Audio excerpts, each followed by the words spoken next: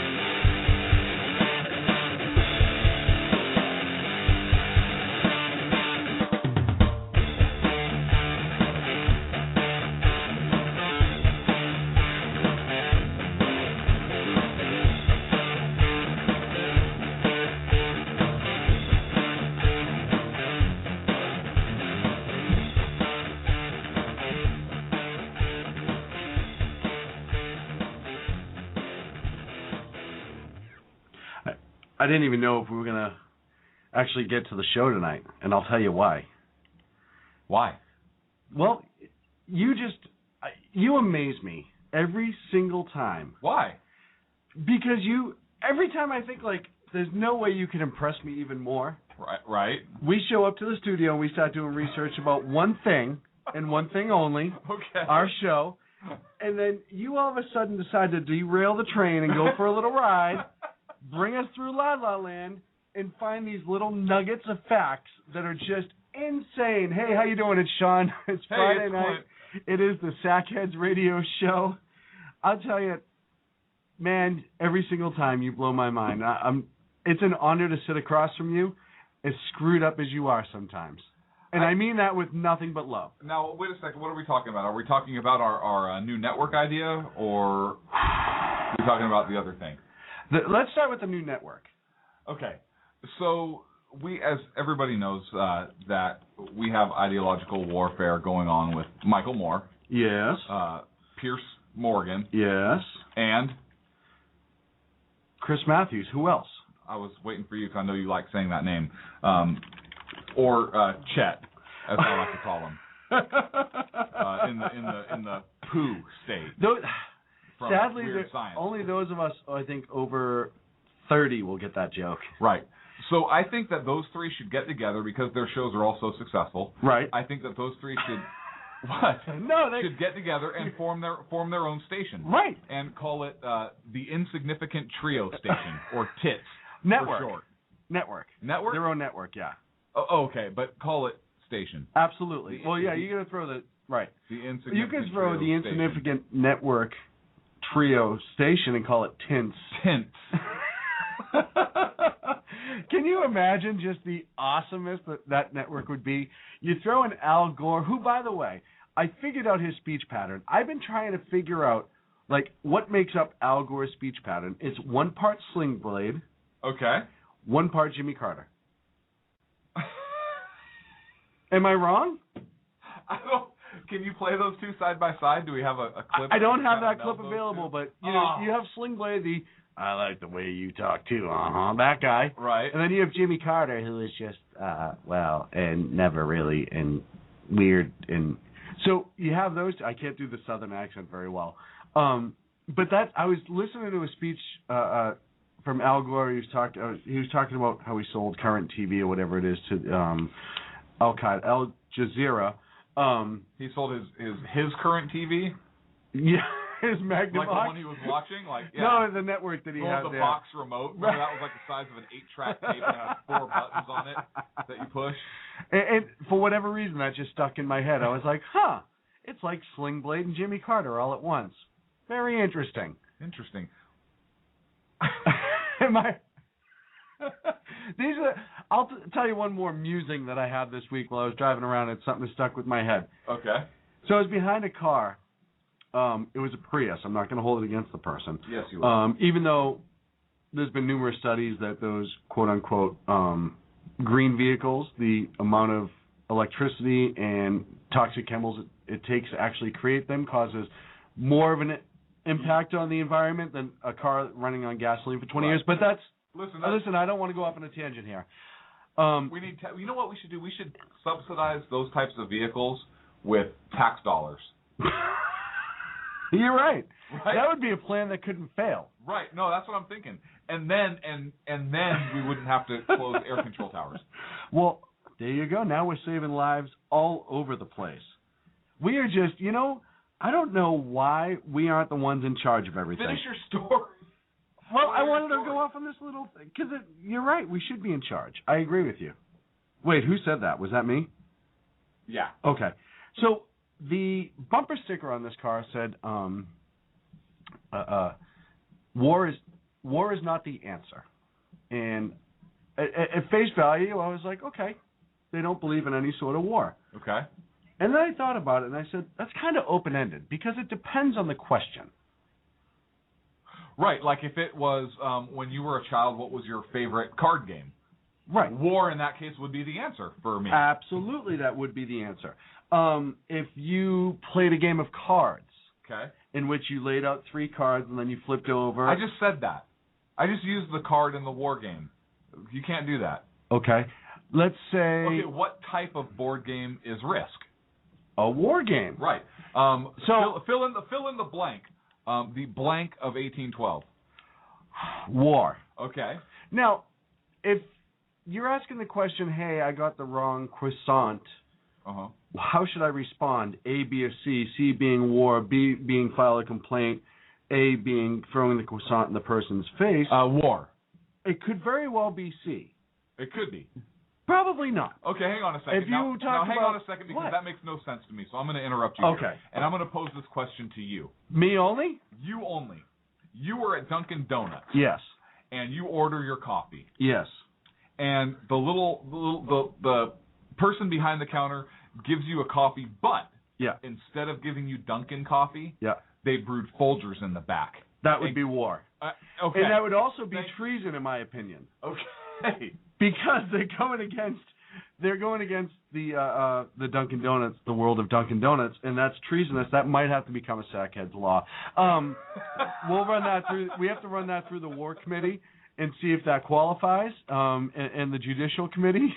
But it's one of those things that might be war. Are you ready for more independence as a financial advisor? Are you ready for more growth and control over your future? The Independent Registered Investment Advisor, or RIA, model might be right for you. There are many paths to independence, and Schwab Advisor Services has helped thousands of advisors make the move with confidence. From defining your vision to successfully transitioning your clients, Schwab helps you build your roadmap to independence. To find your path, start with Schwab Advisor Services at advisorservices.schwab.com/paths today. Every idea starts with a problem.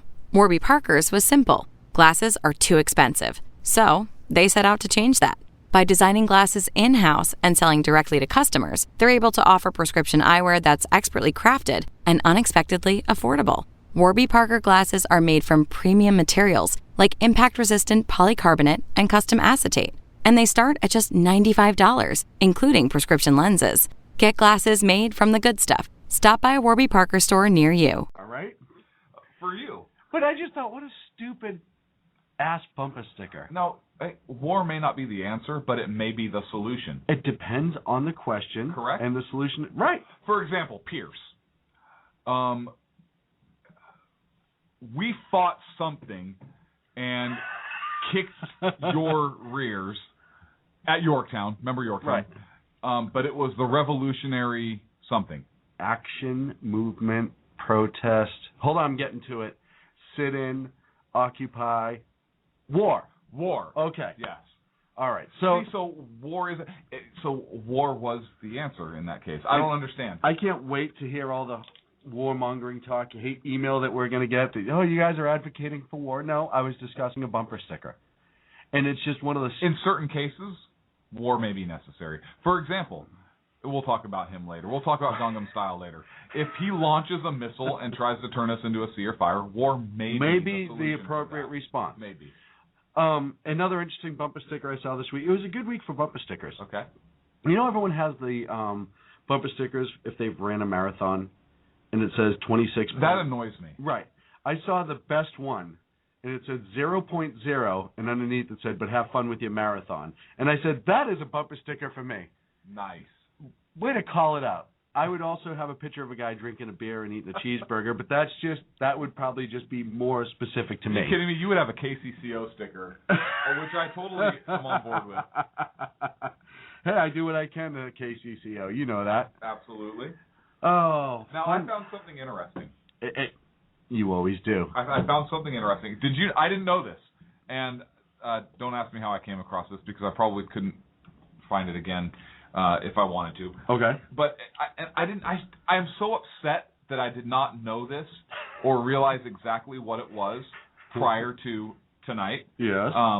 But did you know that in the United States Code, and I'm really upset I didn't find this when we talked about the current definition of militia under the United States Code, that there's a section 32 USC 109, which talks about the maintenance of other troops. Which is weird, right? Because you have the standing army, which our founding fathers loved the idea of. And anyways, I digress. What? We had the standing army. We have the National Guard, right? The Air Guard, the National Guard, and the reserve units. But did you know there are other troops? No, I was not aware of that. Yeah, I didn't either. And I didn't know what these other troops were. But apparently, under subsection C, so it's 32 U.S.C. 109 subsection C, in addition to its National Guard, if any, a state, the Commonwealth of Puerto Rico, the District of Columbia, Guam, or the Virgin Islands may, as provided by its laws, organize and maintain defense forces. A defense force established under this section may be used within the jurisdiction concerned as its chief executive or commanding general in the case of the District of Columbia considers necessary, but it may not be called, ordered, or drafted into the armed forces. Interesting.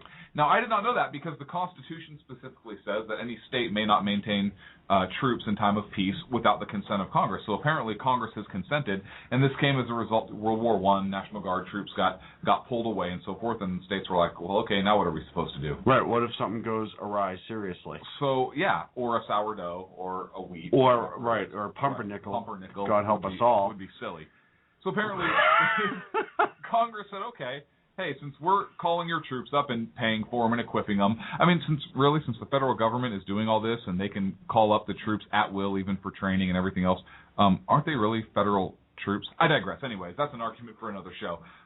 But they authorized states to have these defense forces. What if they enacted their troops, called them up, and then used them, say, I don't know, like for martial law or some other illegal activity? They have Homeland Security for that now, and they have tons of ammo, so don't worry about it. 21 states actually have this. Did you know this? No. I didn't either. Are you making this up again? I'm not making this up. Okay. No, I just quoted the section. What states maintain these? Okay, so Alabama. Shout out if your state's in this. I can see it. Alabama, Alaska. This one surprised me. California. Does not exist. California does exist. No, it does not. Okay, People's Republic of. Okay, that one I California, recognize. They have a state defense force. Really? They do. Connecticut, Georgia, Indiana, Louisiana, Maryland, Massachusetts. No. I know. Michigan, Mississippi, New Mexico, New York, Ohio, Oregon, South Carolina, Tennessee, Texas, Vermont, Virginia, and Washington. Hawaii does not have one, but I'm not surprised. Right. I mean, really? I mean, what are you going to defend against? They have all kinds of military there, and it's pretty laid back. Yeah, I miss it. Anyway, what are you going to defend against? Surfers, like people enjoying themselves, right? The icy. What do you think? I think that's outstanding. Now, is this considered militia? No, it's not. It's not. It does not fall under militia, in my opinion. But why? Because it's the state specific. Defense. In lieu of the military. Militia's not military. We already talked about this. I understand the organized that, and the unorganized. The militia is also specifically stated in the Constitution. This was added during World War I, So this is other troops. This is other troops. It's very interesting. Now, I wonder, we always talk about starting our own Navy. Right. Can the state of California, under this provision, maintain its own Navy? I don't know, because all they have... Or any other of the states, Alaska, I could see having its own Navy. It's right across from Russia. I don't think so, because there is no National Guard. There's no Naval National Guard. Right. Correct. All the more reason not to have one. These reserve troops support the National Guard. All the more reason not to have one. Wait, all the more reason to have one. Sorry, I misspoke.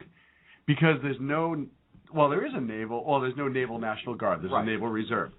So that means once the Navy's taken away, we are defenseless via the ocean. That's not true. We have your rowboat and my 45. And a letter of marque. And well, it's a letter and it has a mark on it. What if the state said, "Hey, we need to secure our waterways, say against terrorist submarines attacks, in the Gulf of Mexico, something like that." That's silly. That would never. What if we bought a few old PT boats or designed a few boats that were like PT boats that had torpedoes under this provision and utilized it as the state defense force or the last-ditch effort, if you will? I think waterways are different.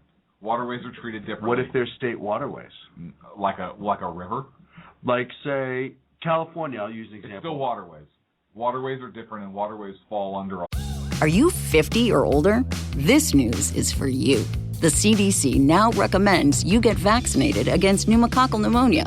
Even if you're healthy, your age puts you at risk. People 50 or older are over 6 times more likely to be hospitalized with pneumococcal pneumonia compared to adults 18 to 49. Just one shot can help protect you. Learn more and schedule at vaxassist.com. That's VAXassist.com. Sponsored by Pfizer. Whole different. That's why Coast Guard goes into like the Sacramento River. Yeah, but you also have state laws that are pushed in those waterways. So it's either one or the other. And if it's both, then I would say both apply. If you could enforce a state statute, like I know in Boston Harbor, because I've been on it numerous times, the Boston police can enforce statutes. State police can enforce statutes. There's 25 other law enforcement agencies that are out there. They can enforce state law within certain waterways. So why would this not apply? Because this is for a defense force specifically. It's not a waterway patrol. We were talking about international waters.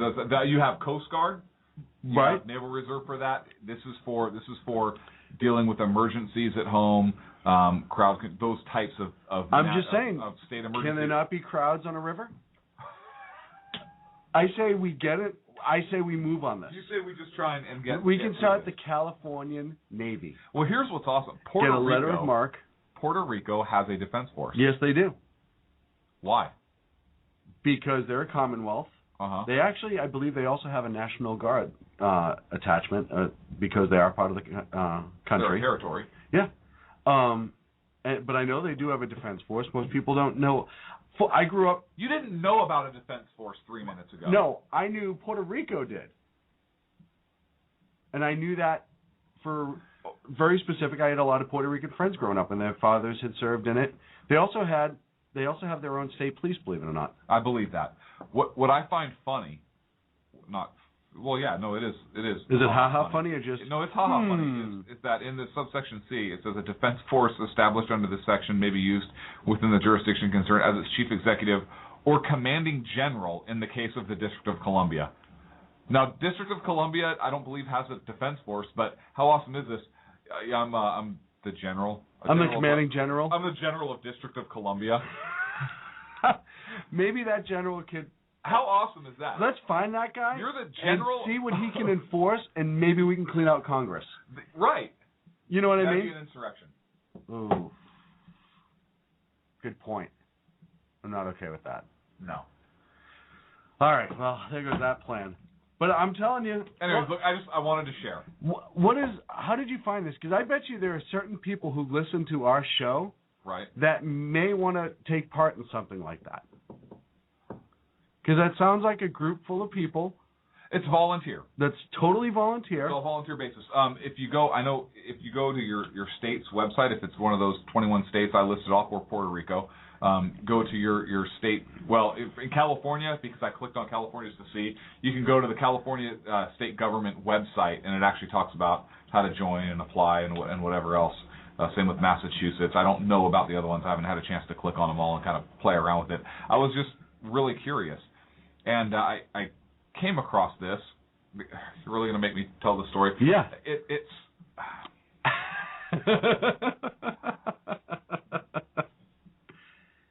Okay.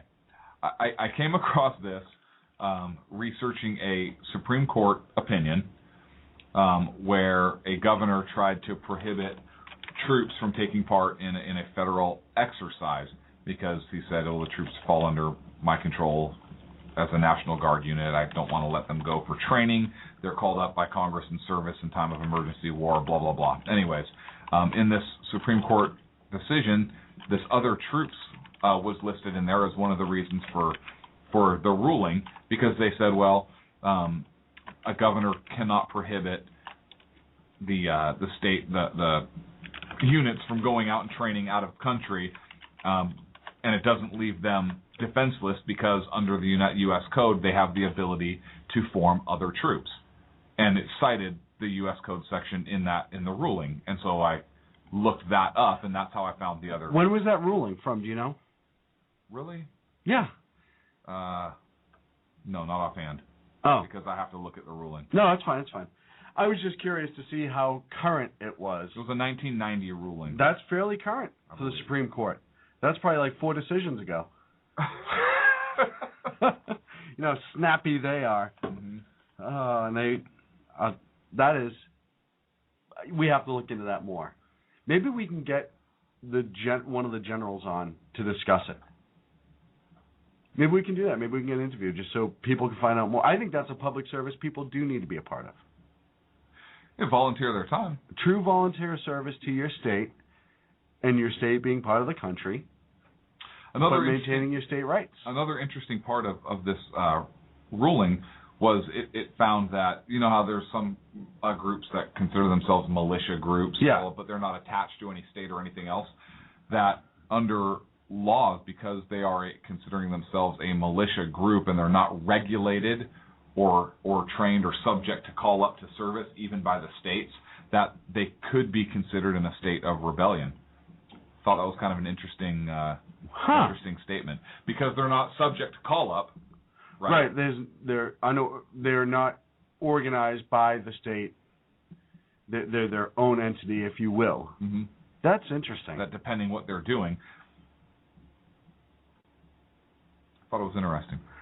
It's amazing when you look for one thing, especially you are the king of this, finding other things just down the line that are relevant. Like, that's a very relevant argument, because if we keep going with that, people could cite that further down the line when the militia groups, because as we've said, the state militia, when they talk about that with the Guard and maintaining weapons and all that stuff that we talked about on numerous shows, that ruling, that opinion alone could be drawn back out and said, well, in 1990, the Supreme Court gave the opinion that militias are not part, so that kind of knocks down your militia idea when it comes to gun control. Yeah, it could be brought. I'm not saying it could be brought up as a reason.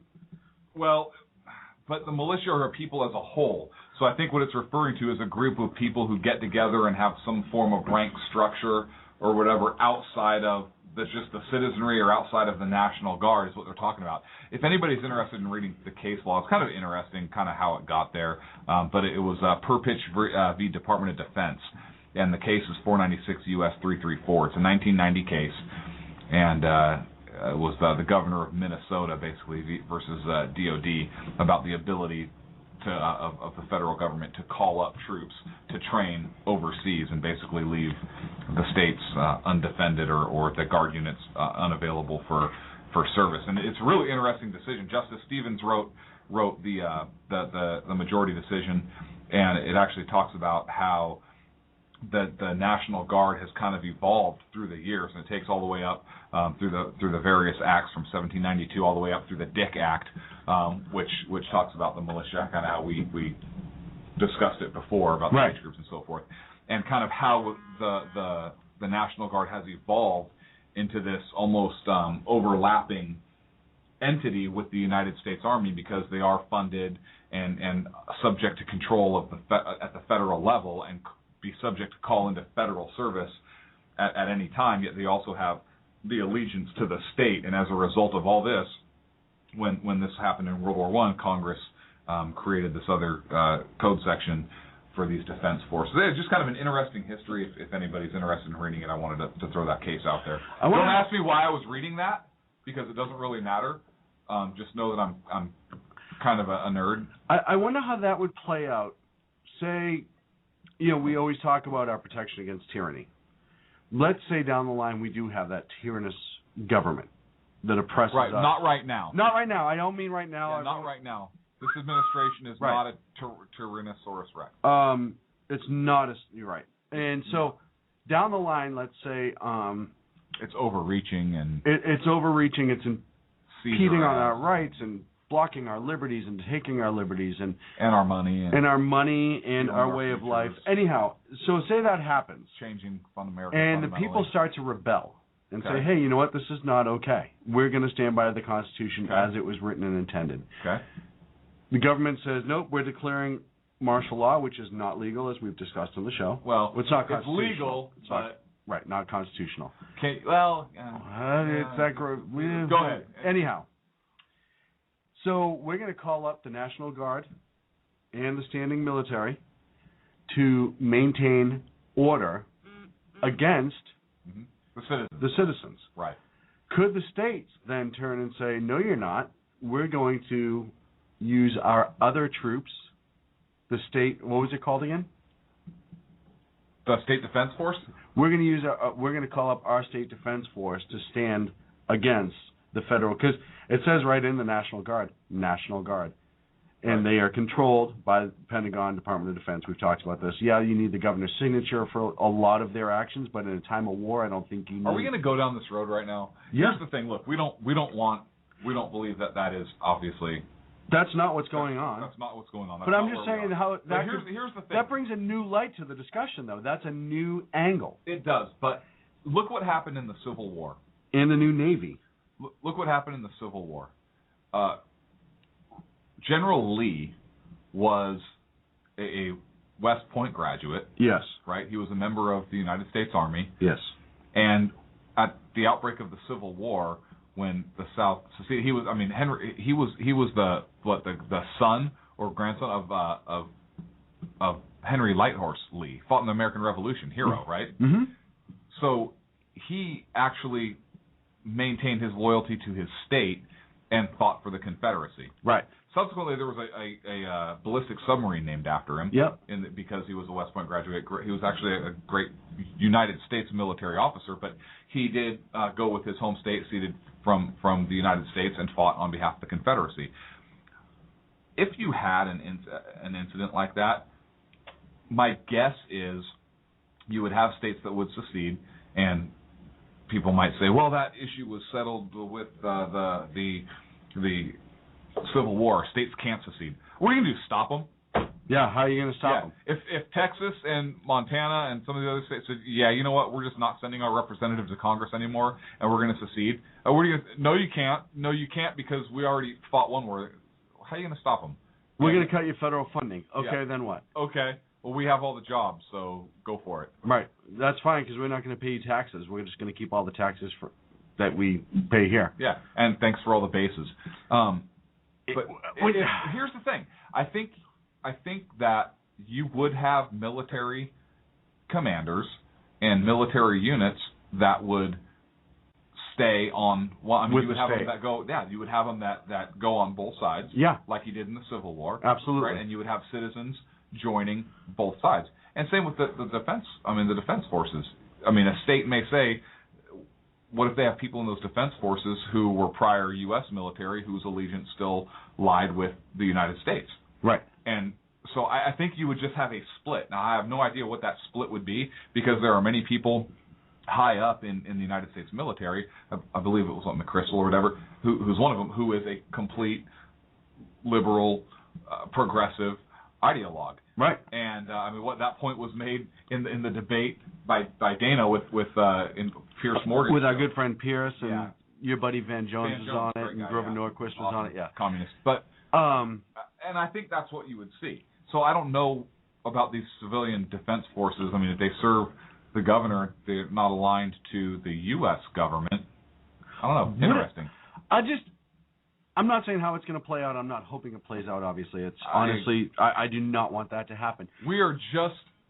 This is all just speculation. This is total speculation. But because you've already had talks from certain states about seceding from the Union. Absolutely. And if the U.S. is not going to let that happen, I don't think any president would let that happen, regardless of party. I don't think President Obama would say, "Oh, yeah, Texas, Montana, whatever, go ahead." I don't think George W. Bush would say, "Go ahead." I don't think any president would allow that to happen. No, you would hope that they would try to have some sort of reasonable discussion about it. I just think it's amazing, as we've discussed this in the past, and this evolving discussion as to what could happen. Mm-hmm. And it goes back to the Constitution. It goes back to our defense against tyranny and why that's so important. And I know that this is just an open discussion, but we've kind of figured more out that can be done as we've gone on. And it's spread out more because it became, our first argument was the militia and then the citizenry, and now it's the state defense forces could be somehow utilized. It's amazing how much you don't know about a country you think you know a lot about. I thought I knew a ton about our Constitution. And the military, all that stuff before I started this show. And the more we do this show and the more I find out, the more amazed I am. It's just, I'll tell you, it is an amazing trip that we take down every week. And good on you, man, for just, once again, just digging up the dirt.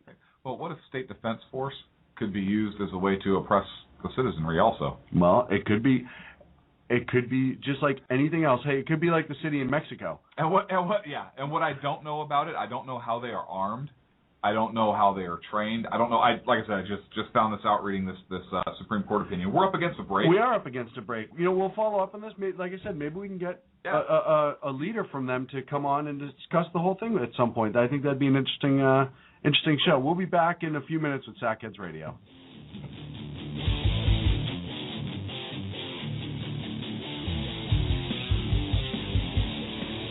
Hey folks, this is Sackhead Clint. I want to take this opportunity to thank the men and women of our armed forces, as well as our first responders, law enforcement, firefighters, and emergency medical personnel. Thank you for all you do. Thank you for making this country and our communities a better and safer place. God bless.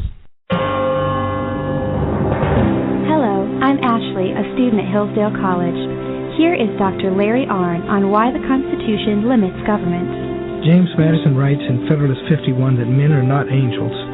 Their passions and self-interest often get the better of their reason and sense of justice. So we need government in order to protect our rights against those who would take them away. But for the same reason, Madison writes, government must be limited because people in government have passions and interests too. Many Americans today forget this, supposing that we can do away with constitutional limits on government, supposing that the unelected bureaucrats being put in charge of our health care, for example, will rule as if they are angels. If Madison was correct about human nature, this is foolish and dangerous. This Constitution Minute was brought to you by Hillsdale College. To join the national conversation on the Constitution, go to constitutionminute.org. Hi, this is Sarah Marie Brenner. We often talk on the Brenner Brief about the fact that there really needs to be an organization to help people at the local level who are interested in running for things like school boards, city council, and other local offices. Well, I think I finally have the solution for you, at least for you women out there. It's called Politigal Network, POLITIGAL Network.com. Their website's going to be launching mid-August, but they're already on Twitter at PolitigalUSA. I encourage you to follow them and become a member. Their goal is to be the #1 resource for conservative women. So if you love freedom, liberty, the United States of America, and politics, check out PolitigalNetwork.com or Twitter at PolitigalUSA. How you doing? John Grant here.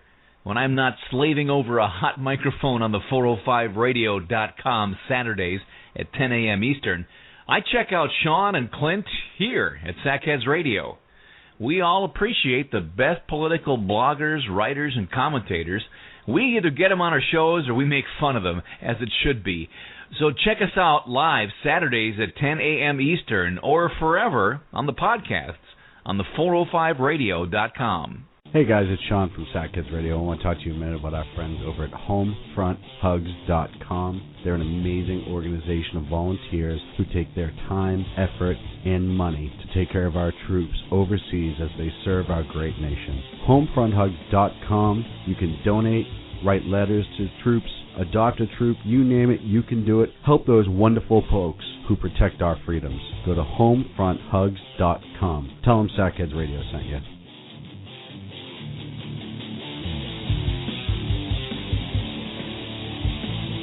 Now back to Clint and Sean on Sackheads Radio, radiating elegancy and quality.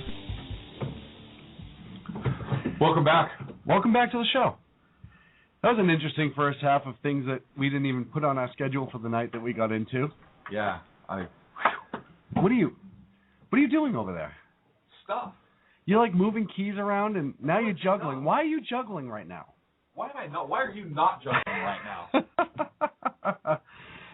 Oh, so the state that we got to find out more about that, because that's killing me now. And it's 11 o'clock on a Friday night, of course. This is one of those things that I want to call right now and find answers. But Call. Well, there's nobody's going to answer. Are you kidding me? It's the state of California. I know, but what if Hillary's supposed to spend money like it's going out of style? I'm sure they're open. What if Hillary's supposed to answer the phone? She's not going to answer. Exactly. I don't feel like leaving a voicemail again. Okay. Is there a phone number?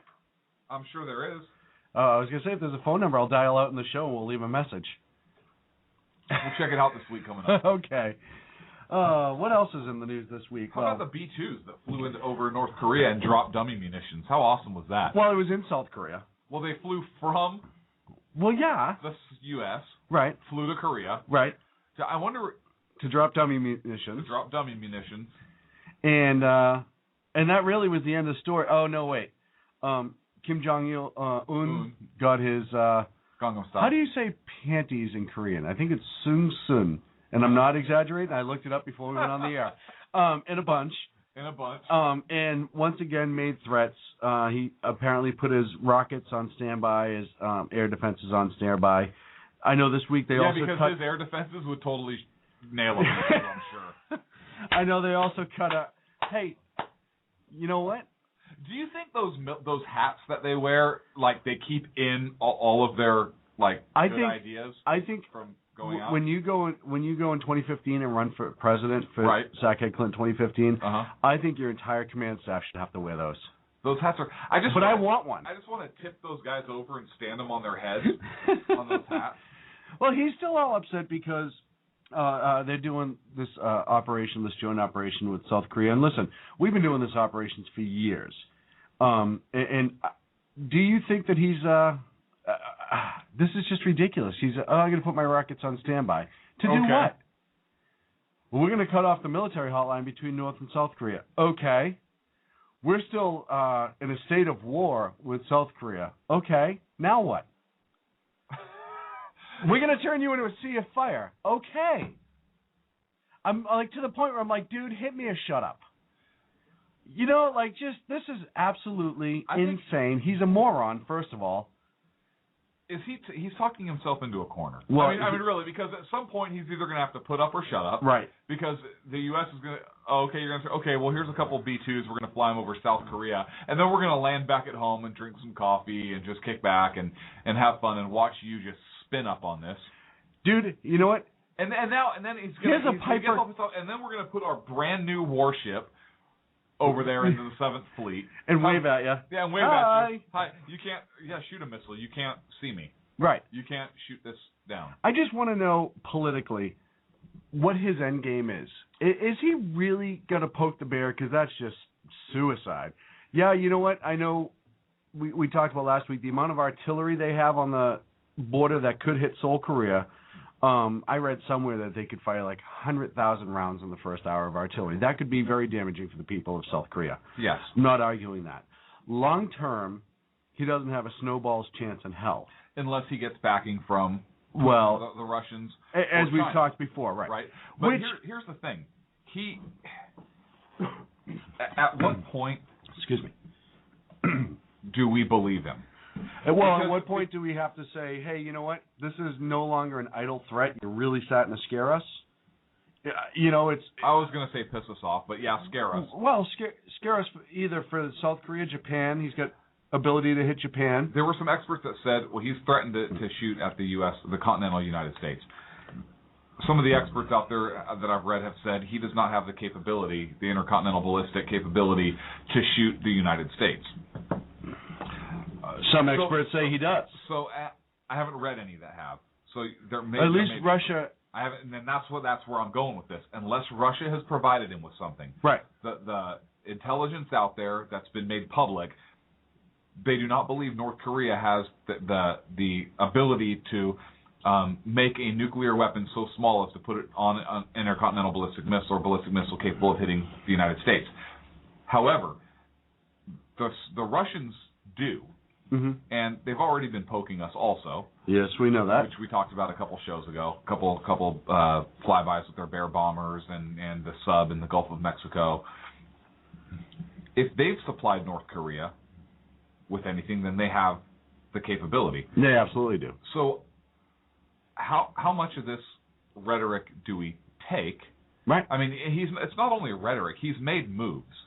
I mean, He's cut the military line. He's made moves that has demonstrated a clear intent.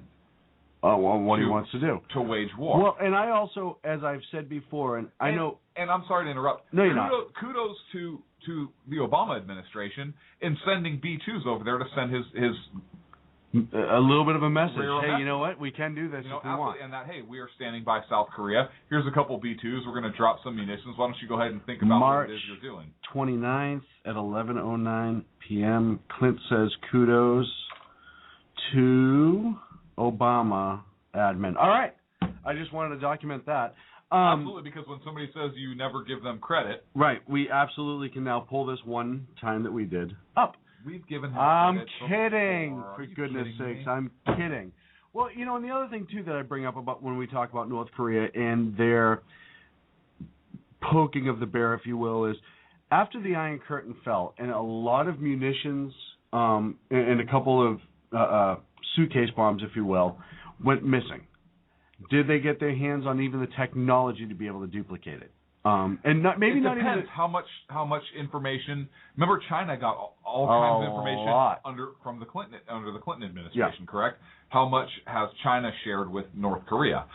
And Kim Jong-il, I think, and I don't know this for a fact, but my perception is just based upon the relations and the way things are going. It seems like they had a better relationship with Kim Jong-il than they've had with Kim Jong-un. Well, I think they had a trusting relationship with Kim Jong-il. I think at the end of the day, they knew pretty well that he wasn't going to haul off and throw the first punch because he knew it was suicide.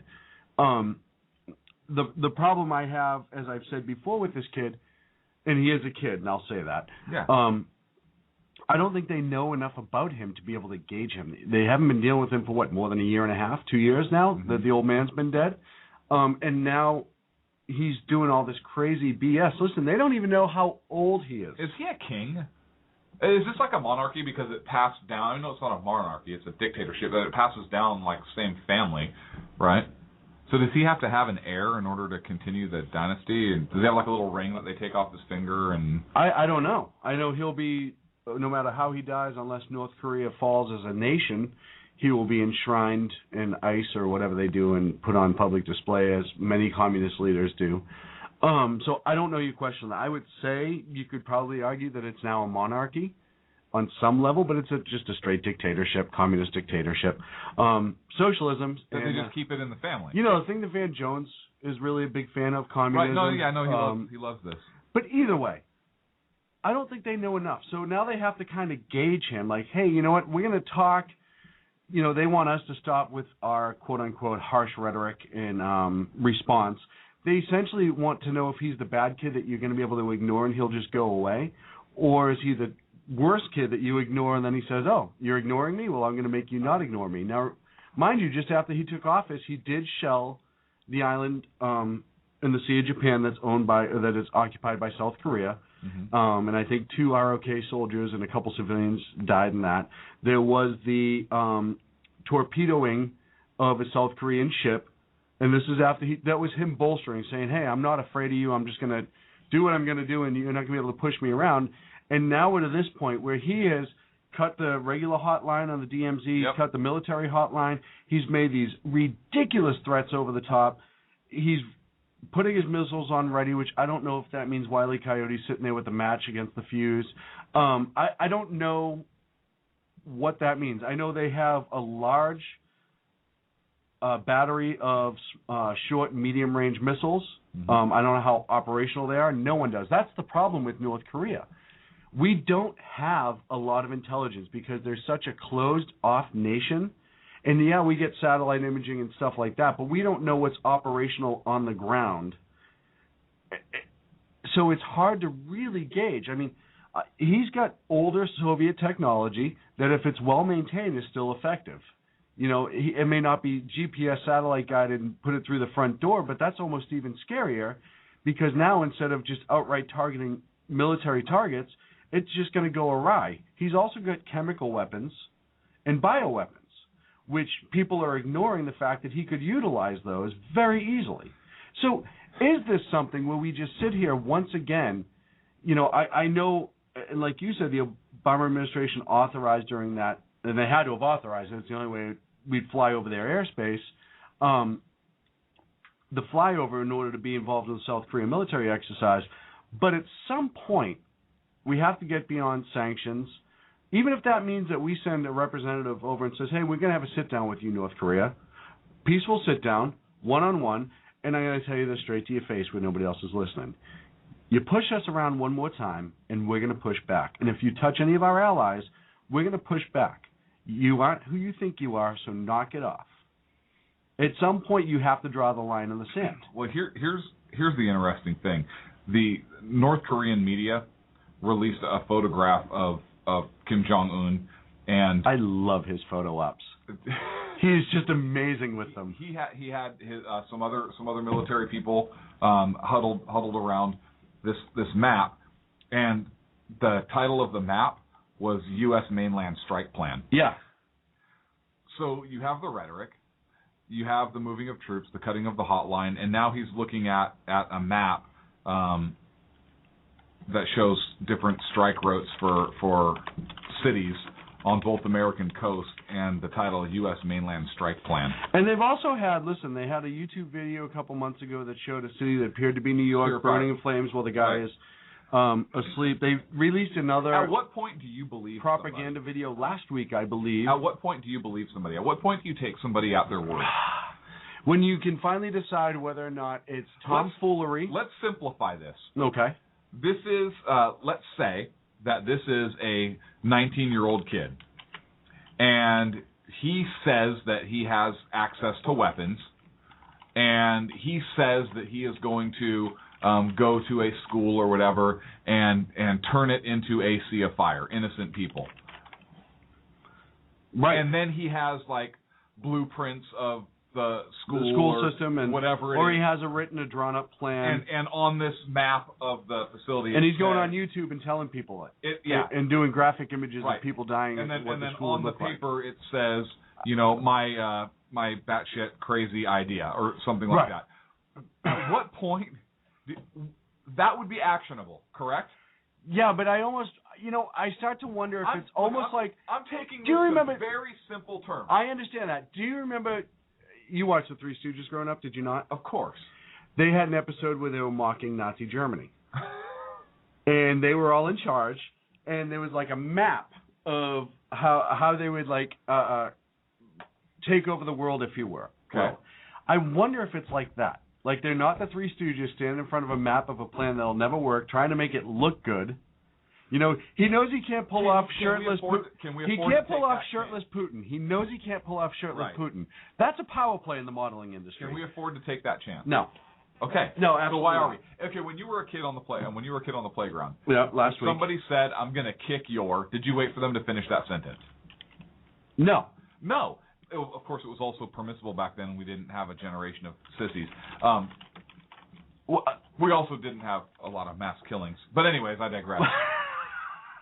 What? It's clearly the tag in the playing cops and robbers and stuff. I understand that. No, I played a lot of games like that. I mean, I think that, and look, I'm not saying we need to go to war with North Korea right now, but I'm tired of reading about these analysts that believe that there's no immediate threat and that, there's no immediate threat because South Koreans are still allowed to cross the border into North Korea to work at a factory. Yeah. And if that and they may have cut all the communications and done all this posturing and they're looking at strike plans and threaten to turn us into a sea of fire, but man, those South Koreans can still cross the border and work at a factory, so I think we're okay. What? Yeah.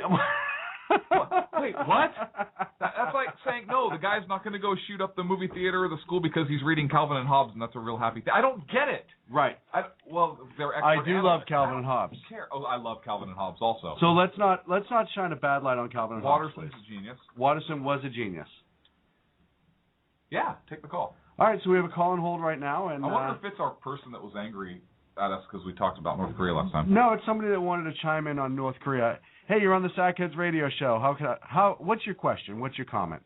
Well, I actually have a theory. I mean, just a few weeks ago, we had Dennis Rodman over there, right? It was all shits and giggles, having fun, right? Yeah. Well, hold on. This is my theory now. No, I love that term, S&Gs. I think that's one of the best terms on the face of the planet. So you just got me to giggle with that.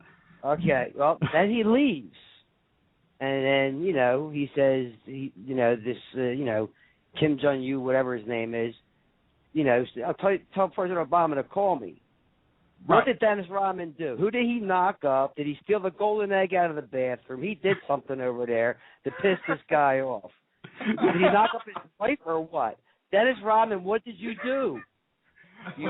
So you're thinking that all of this has nothing to do with the military exercise. It could be Dennis Rodman's doing because he somehow insulted the dictator of North Korea. I think after Dennis Rodman left, okay, and again, this is a theory, somebody, like maybe this guy's wife is all knocked up now. Or the golden egg that's been passed down through this family or whatever thing, he pocketed it and stuck it down his pants and left. Is it possible that Dennis Rodman would not engage in sexual relations with him? Ooh. Is that a possible theory? Almost like a lover's spat, so now he's angry at the whole country. Well, no, because when he came back, he like I said, everything was all shits and giggles. Everybody was happy. He's over there, sitting with him and playing basketball. I think this guy found out later after he left the country that Dennis Rodman was talking. I think we should give Dennis Rodman back to him. I think we should say, if that's what'll end all this, then maybe we need to extradite Dennis Rodman on some sort of theft charge from North Korea. Maybe he did like a Weekend at Bernie's thing with Kim Jong-il's body, and he got caught with pictures or something like that, where he's like riding him around in the car, and this is the dead father with the hand going up and down. Your theory may not be far off. Maybe Dennis Rodman is going to lead us into this war with North Korea because of his actions. Whatever he did. I mean, somebody needs to directly ask him. We'll try to get Dennis on the radio just to see if he'll answer the questions. Caller, what was your name? My name is Bill. Bill, where are you calling from? Rural Pennsylvania. Rural Pennsylvania. Bill, thank you so much. Thank you for the call, that was great insight. I never even thought about that. Bill, thank you, sir. That was all right. So now we have it could be the military exercise. It could be them trying to bolster it. It could be the sanctions. Could be. Because of the nuclear test. Or the Dennis Rodman theory. Is Rodman the smoking gun? Interesting. You never know with him. Right?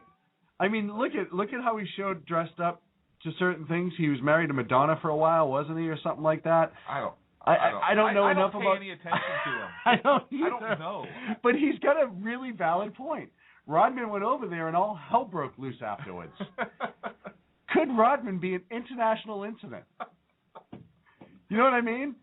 Was it really a nuclear test, or did Rodman flip a switch? Yeah, or something when he was over there.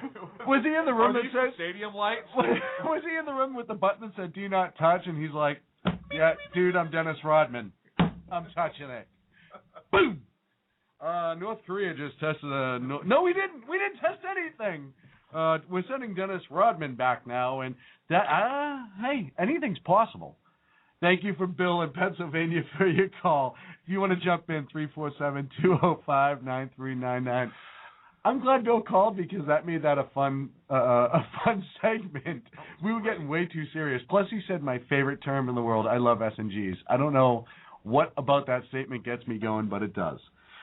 To get back to the point that we were discussing, despite what caused it, and Rodman theory may be it, what do we do now? Do we wait for them to take the punch? Do we sit and... I'm sure we're watching them with satellites. I'm sure we're watching their mobilization. I'm sure any eyes that we can get on the ground are on there. I know the administration is at least watching this. I can't imagine they're not. I mean, look what happened with 9/11 this year. In Benghazi, that is. So they can't get caught again. So we have to be doing some sort of intel. But again, it's a country that we don't know a lot about. They have some more modern aircraft. They can't stand toe-to-toe with us. There's no way. Right. They do have excessive amount of submarines. I think they have a decent amount of former Russian submarines. They have some newer reverse engineered technology, I think, of some Russian weapons. Okay. I think Iran's been giving them some materials as well. So do you wait? If you're President Obama, do you wait? Here's... Are you asking me? Yeah, I am asking you. Here's what I would do. You know, and just hear me out on this before you interrupt. You know that the USS Constitution is still an active United States warship. Yes. Correct? Yes. It is berthed in Boston Harbor. Absolutely. I've been on it. Not enough, but a ton of times.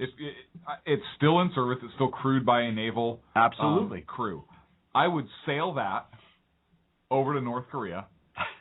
One cannon shot across the bow? What? Why are you laughing? I'm asking. One cannon shot across the bow. Listen, I would escort it in up close to within range of the coast.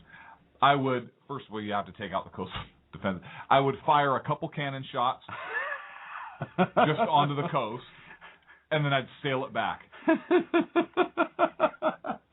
Talk about sending a statement, right? You have used that theory, and I think it hasn't been utilized enough by this government. I think we could solve a lot more issues with that. And it's almost that's the ultimate middle finger. It is, right? That is the ultimate middle You're not finger. even worthy of a current warship. We're going to send this 1792 ship, whenever it was commissioned, right? And then over there, and we're just going to fire a cannon. If it goes to all-out war, we use the giant air balloons that Japan was trying to use to drop our missiles. Right. We're not going to waste money with planes. We're going to use helium and old TNT bombs. Now, because, people would freak out that we would be indiscriminate with our bombing. Okay, how about this? How about the Air Force currently has 85 B-52 bombers in inventory. Yes. With 9 in reserve. Yes. Why not just fly all of them? At once. Just really low. Over the Korean Peninsula. Really low. You like it? What if you could get them to fly in a formation of a middle finger? Oh, you could do that. I'm sure they can. We have the best pilots in the world. You could do that. I'm just saying, find out what his response is going to be.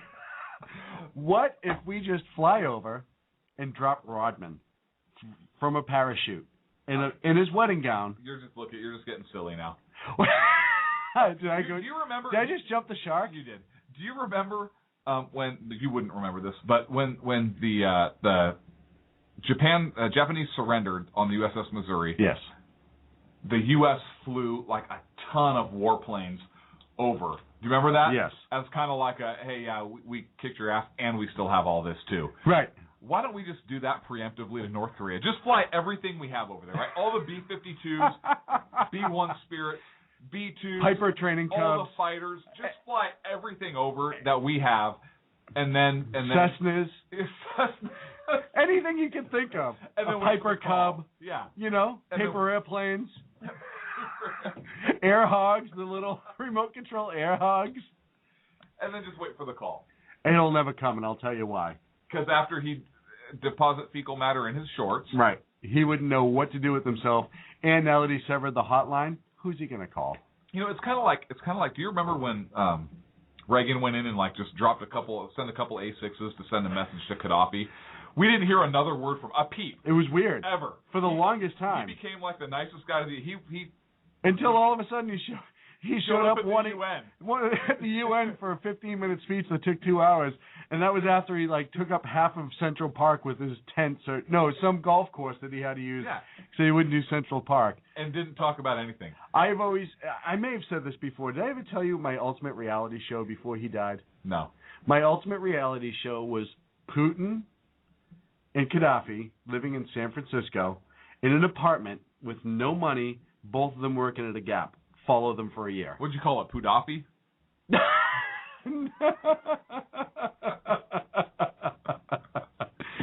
I think I called it something like Vlad and Momar take on San Francisco or something. It doesn't matter what I called it.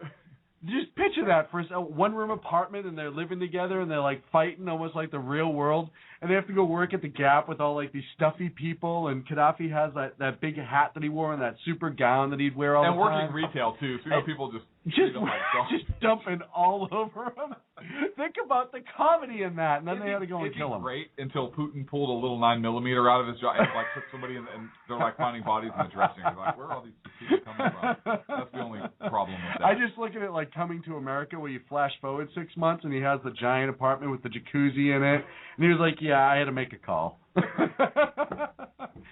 When we come back, the U.S. Army said no to Purple Hearts for the military members who survived the Fort Hood shooting or perished in the Fort Hood shooting.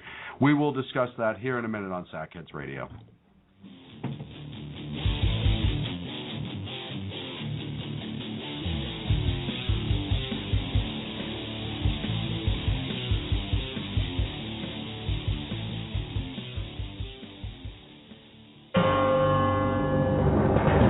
Hello, I'm Lori, a student at Hillsdale College. Here is Hillsdale President Dr. Larry Arnn on how the founders viewed God as the source of our equality and legal rights. America's founders knew, obviously, that human beings are not equal in terms of strength or beauty, or in terms of intelligence, industry, or talents. They understood that because of such differences in talents and things like that, some people would be wealthier than others. But human beings are equal, the founders believe, in their possession of natural rights, such as the rights to life, liberty, and property. Today, many Americans reject this equality of rights in order to pursue equality of condition through redistribution, or spreading the wealth around, to use a famous formulation. This is destructive of liberty as the founders understood it. This Constitution Minute was brought to you by Hillsdale College. To join the national conversation on the Constitution, go to constitutionminute.org. Hey guys, it's Sean from Sackheads Radio. I know I've said it before. Check out our friends at conservativeoutcry.net, but I really mean it. If you want interesting and exciting political commentary and analysis, that is the place to get it. Different, always spot on, always truthful, never pulling a punch. conservativeoutcry.net. Tell Rooster to get Bulldog back on and that Sackheads Radio sent you. And also, coming soon, the Sackheads Radio Forum on conservativeoutcry.net. How you doing? John Grant here. When I'm not slaving over a hot microphone on the 405radio.com Saturdays at 10 a.m. Eastern, I check out Sean and Clint here at Sackheads Radio. We all appreciate the best political bloggers, writers, and commentators. We either get them on our shows or we make fun of them, as it should be. So check us out live Saturdays at 10 a.m. Eastern or forever on the podcasts on the 405radio.com. Hi, this is Sarah Marie Brenner. You know, we often talk on the Brenner Brief about the fact that there really needs to be an organization to help people at the local level who are interested in running for things like school boards, city council, and other local offices. Well, I think I finally have the solution for you, at least for you women out there. It's called Politigal Network, Politigal Network.com. Their website's going to be launching mid-August, but they're already on Twitter at PoliticalUSA. I encourage you to follow them and become a member. Their goal is to be the #1 resource for conservative women. So if you love freedom, liberty, the United States of America, and politics, check out PoliticalNetwork.com or Twitter at PoliticalUSA.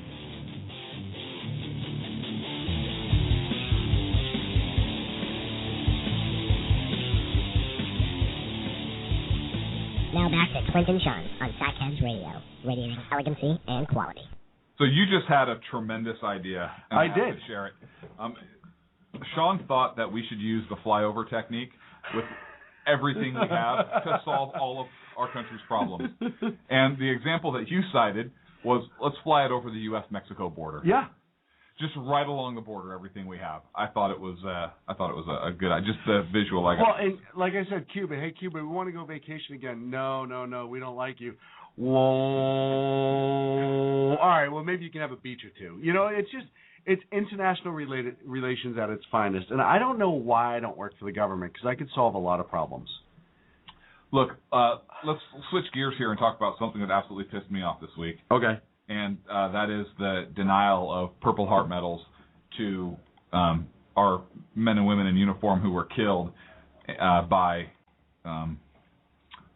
Fort Hood shooter. Right. Nidal Hassan. The alleged shooter. The alleged shooter. Yeah. Well,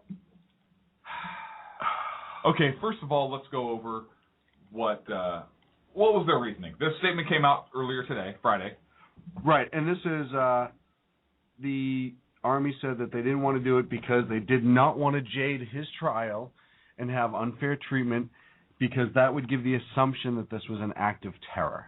Okay, now, to be clear, act of terror is something, if you're wounded or killed in an act of terror and you are in the United States military, you are eligible for a Purple Heart. That was added in I believe it was 1973. Correct? Yeah. Okay. So in 9/11, there were military people who were injured or killed on 9/11. Am I correct? Yes. And they were in fact awarded. Yeah, there was a lieutenant colonel at the Pentagon. I forget her name, but she and a couple others were who were injured trying to save lives were awarded Purple Hearts Because it was an act of terror. Because it was an act from of the terror. 1973 enactment. Yes. So the Fort Hood shooter, by many accounts, he was in contact with Anwar al-Awlaki. Yes. Okay. He specifically targeted military personnel.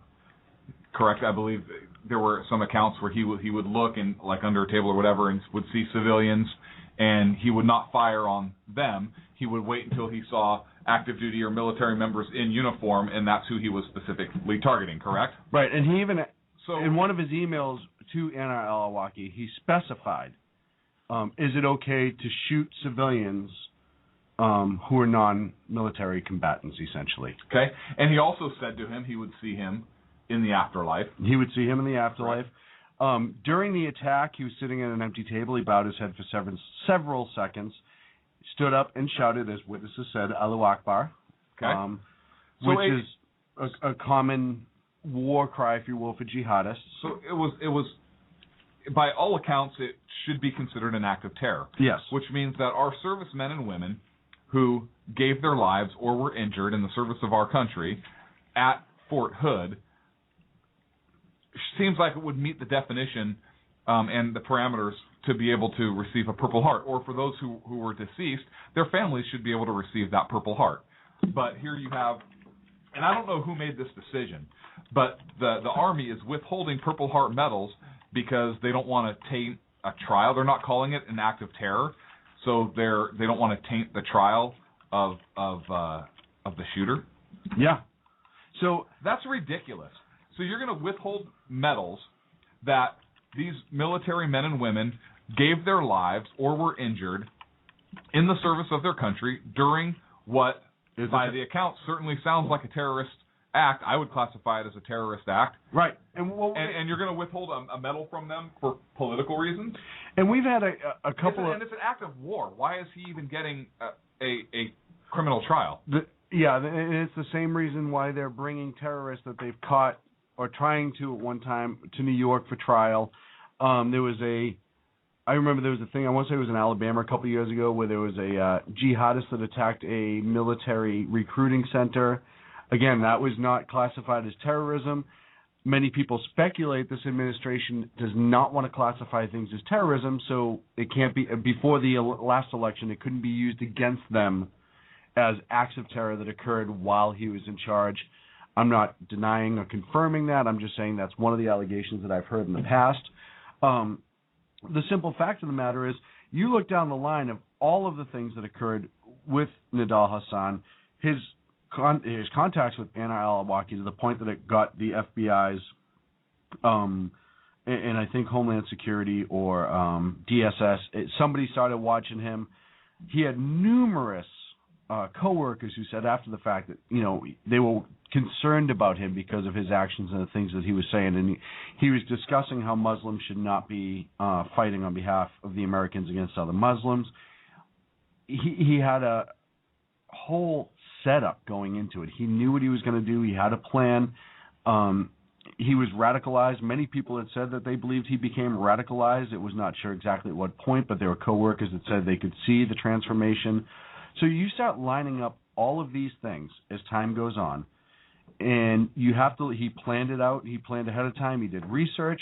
This, in my opinion, was an act of terror. There are many other people who are quote-unquote specialists in this, including people that worked at the Bin Laden Research Center, I believe it's called. It was a federal think tank on trying to catch these Bin Laden when he was alive, and there was a couple other ones. Even, what's his name there, the Democrat, Republican / independent guy, Joe Lieberman from Connecticut, he came out right away and said, hey, you know what, this is terrorism. I don't know what anyone's talking about. So I cannot believe that they coined this workplace violence, but they did. And now these soldiers who are either deceased or injured, you had one of the captains, I believe it was, it was a private first class, who rushed at him while he was shooting actively and died in the process of trying to stop him, as well as there was a civilian a medical assistant who was there as well doing the same thing. What is it then? If this isn't terror, how can this just be considered a workplace shooting? Well, here's what the Army said. The Army said, and this is a quote according to a Reuters story written by Jim Forsyth on March 29th. He says that the Army wrote this, quote unquote, U.S. military personnel are organized, trained, and equipped to combat foreign, not domestic, forces or threats. To expand the Purple Heart Award criteria to include domestic criminal acts or domestic terror attacks would be a dramatic departure from the traditional Purple Heart Criteria Award. Now, there are a couple things in here that make no sense. First of all, trained and equipped to combat foreign, not domestic forces or threats. Hasan, the alleged shooter, was in contact with Anwar al-Awlaki, right? Yeah, who is a foreign terrorist. Correct? No, he was an American. Yeah, he was a U.S. citizen tied to Al-Qaeda. Al-Qaeda, which is a terrorist organization. Foreign, yes. Correct? Yes. So Hasan allegedly was tied to this foreign, even though he was a U.S. citizen, he was tied to this foreign terror group through Anwar al-Awlaki, right? Yes. His actions at the shooting, his alleged actions at the shooting, all point to the fact that he was acting on behalf of this terror organization, or as a result of this, his jihadist beliefs tied to this terror organization makes it an act of terror. So I don't understand this doublespeak, or what the Army here is trying to say, that this is a domestic criminal act or a domestic terror attack. Because the alleged shooter was a U.S. citizen, it somehow makes it domestic? No, he was tied to a foreign terror organization, I believe, through Anwar al-Awlaki. Now, if, let's say, the Civil War, did Union soldiers receive Purple Hearts? If there was, we talked about this earlier, if there was, God forbid, another civil war in this country, would United States Army troops be issued Purple Hearts? Yes. Or not? Because it's an insurrection, right? It's not. It's a domestic threat. Right, but what if they? Correct. What if they? According to this letter right here issued by the Army, according to what I just said, correct? They're right. organized, trained, and equipped to combat foreign, not domestic forces or threats. So if it's an insurrection and they don't recognize the states as being formally seceding from the Union, then it's an insurrection, a domestic threat, which means that those military personnel killed in such an insurrection would not be eligible for a Purple Heart? That would be, I would say, according to that, no. According to this letter that the Army wrote, no. right? That's a bunch of crap. Absolutely. And it's completely unfair to the 13 victims who died and 32 wounded or whatever it was. Completely unfair to them and their families. It goes as it has been in the past. Disgusting. And this whole thing, it comes down to political correctness, in my opinion. They're so afraid of having the bad story of, hey, you know what? This guy is a terrorist because of what he did. Oh, my God, we talked to somebody who volunteered his life to the military, which he used to just get his schooling out of the way. And he's an American. We can't call him a terrorist. Well, a couple days before the shooting, he was handing out copies of the Quran. He was giving away his furniture at his home, saying that he was going to be deployed. But he also handed out phone numbers or business cards that had a phone number, had the words behavioral, mental health, life skills, Nadal Hassan, MD, MPH / SOASWT, psychiatrist. A lot of people who do investigations on terrorism and stuff like that, SOA is commonly used on jihadist websites as an acronym for either soldier or servant of Allah. And the SWT is commonly used by Muslims to mean, I'm going to mispronounce this, but Sabahanu wa Ta'ala, which is glory to God. And it said nothing about his military rank. It said nothing about anything like that. So, as I said before, you start looking into his past, his history, his planning, all that stuff. How can you say it's anything but terror? How can you sit here and say this was just workplace violence? So workplace violence is the disgruntled guy that goes into a business and shoots his boss. He was targeting U.S. soldiers who were about to be deployed or just coming home from. This specific group was about to be deployed overseas. I believe some of them were going to Iraq, some of them were going to Afghanistan at the time. He has come out numerous times and said that he doesn't believe that we, the United States, should be at war with any sort of Muslims. He made that over and over again. He's justified suicide bombings in some of his lectures. There was a quote I saw that he said that people against or non-true believers will be decapitated, have hot oil poured down their throat, all this.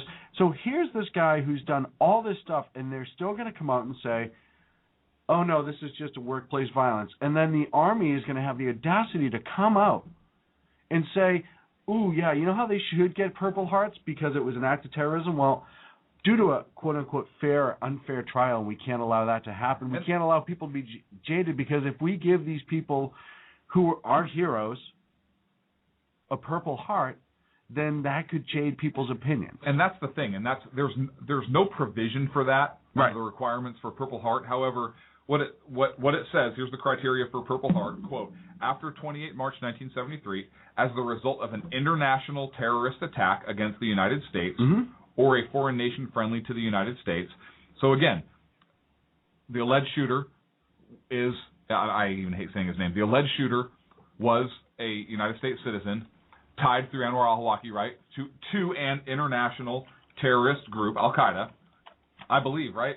That would be the tie.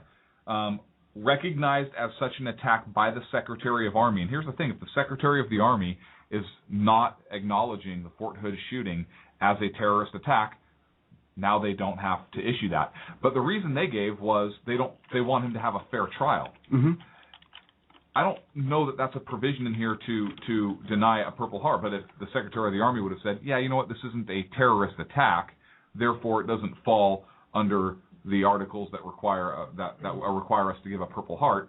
Now the Secretary of the Army has to defend why that's not a terrorist attack, and he probably did so because President Obama is not going to call this a terrorist attack. Right, it's a workplace violence issue, right? It's just easier to do that. So the Secretary of the Army is not going to. So that's why they're not issuing the Purple Heart.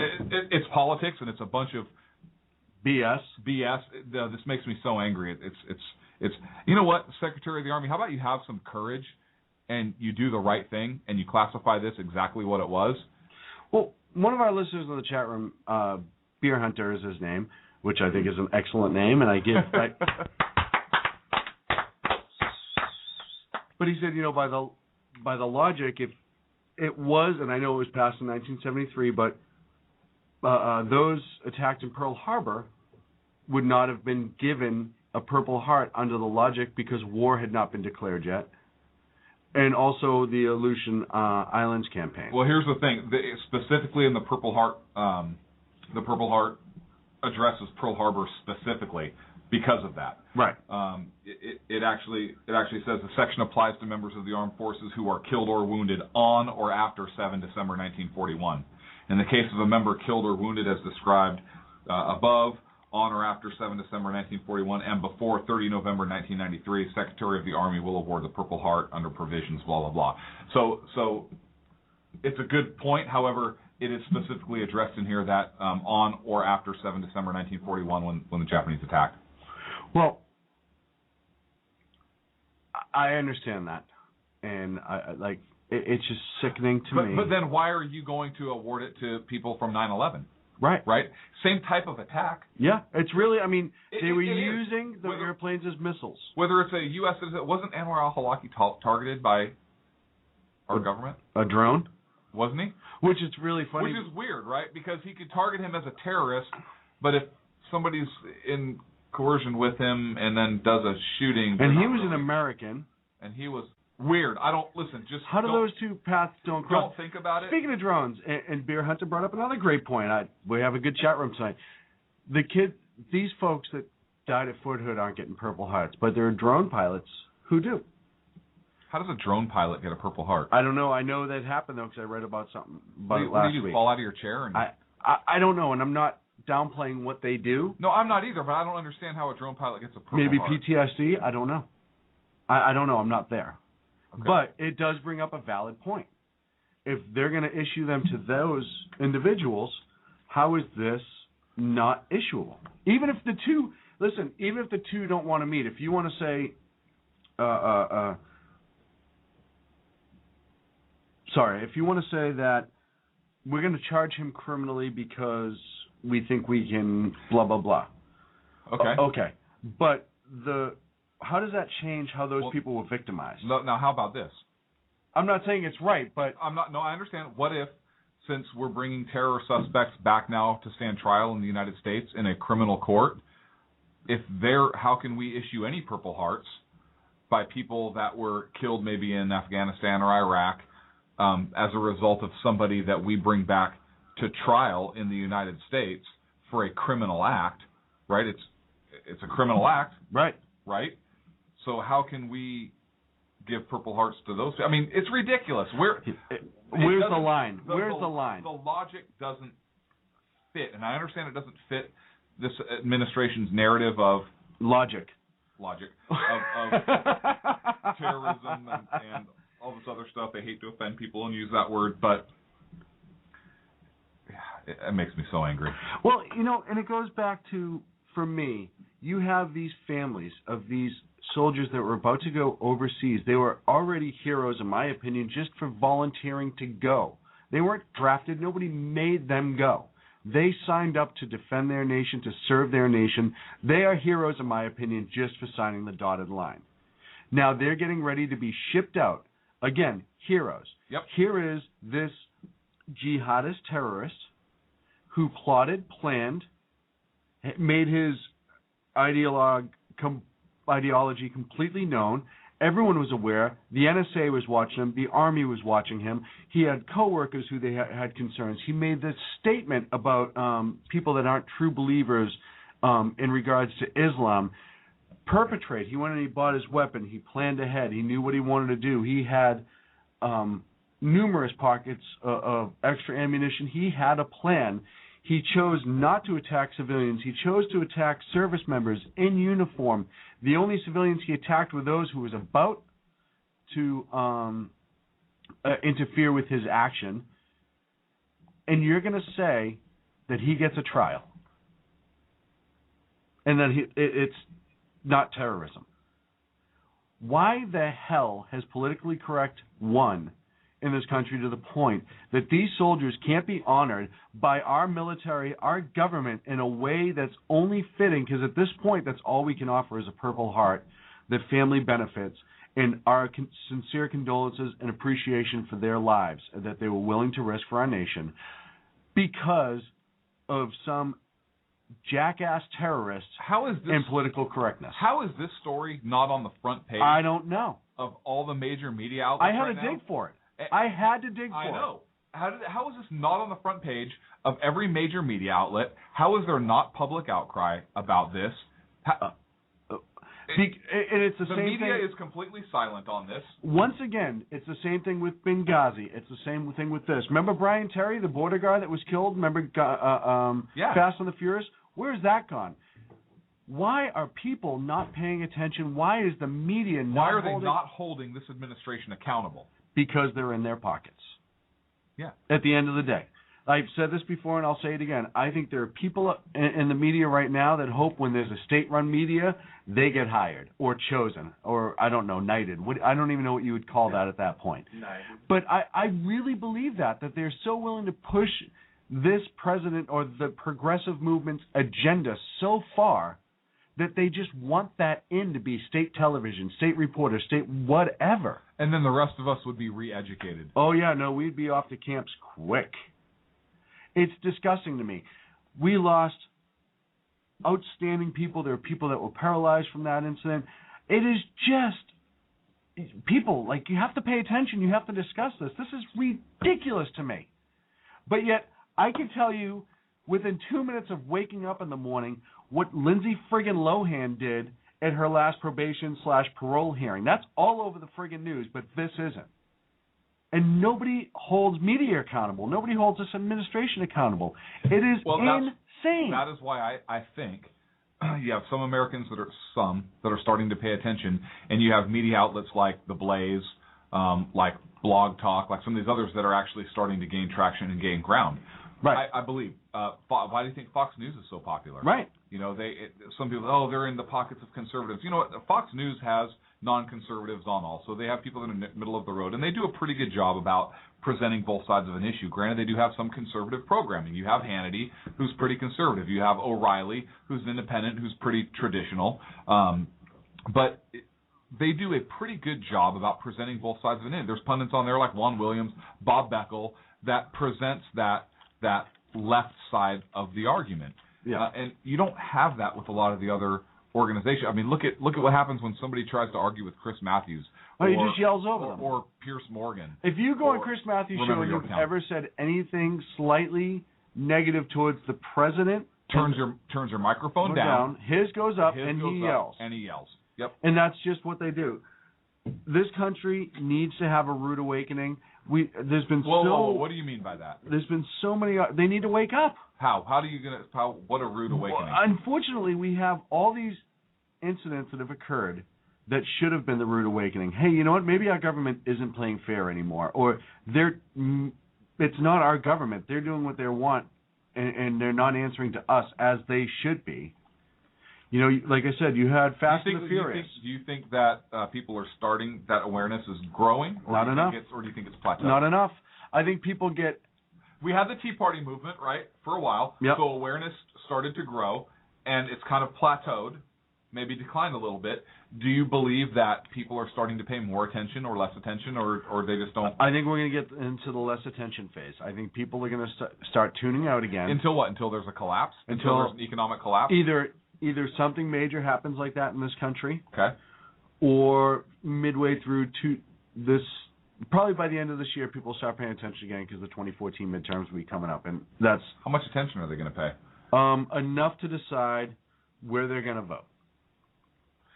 And that's most will check in a couple months ahead of time before the election, and they're going to vote party lines anyhow. And that's my concern. Yeah, there's just no forethought.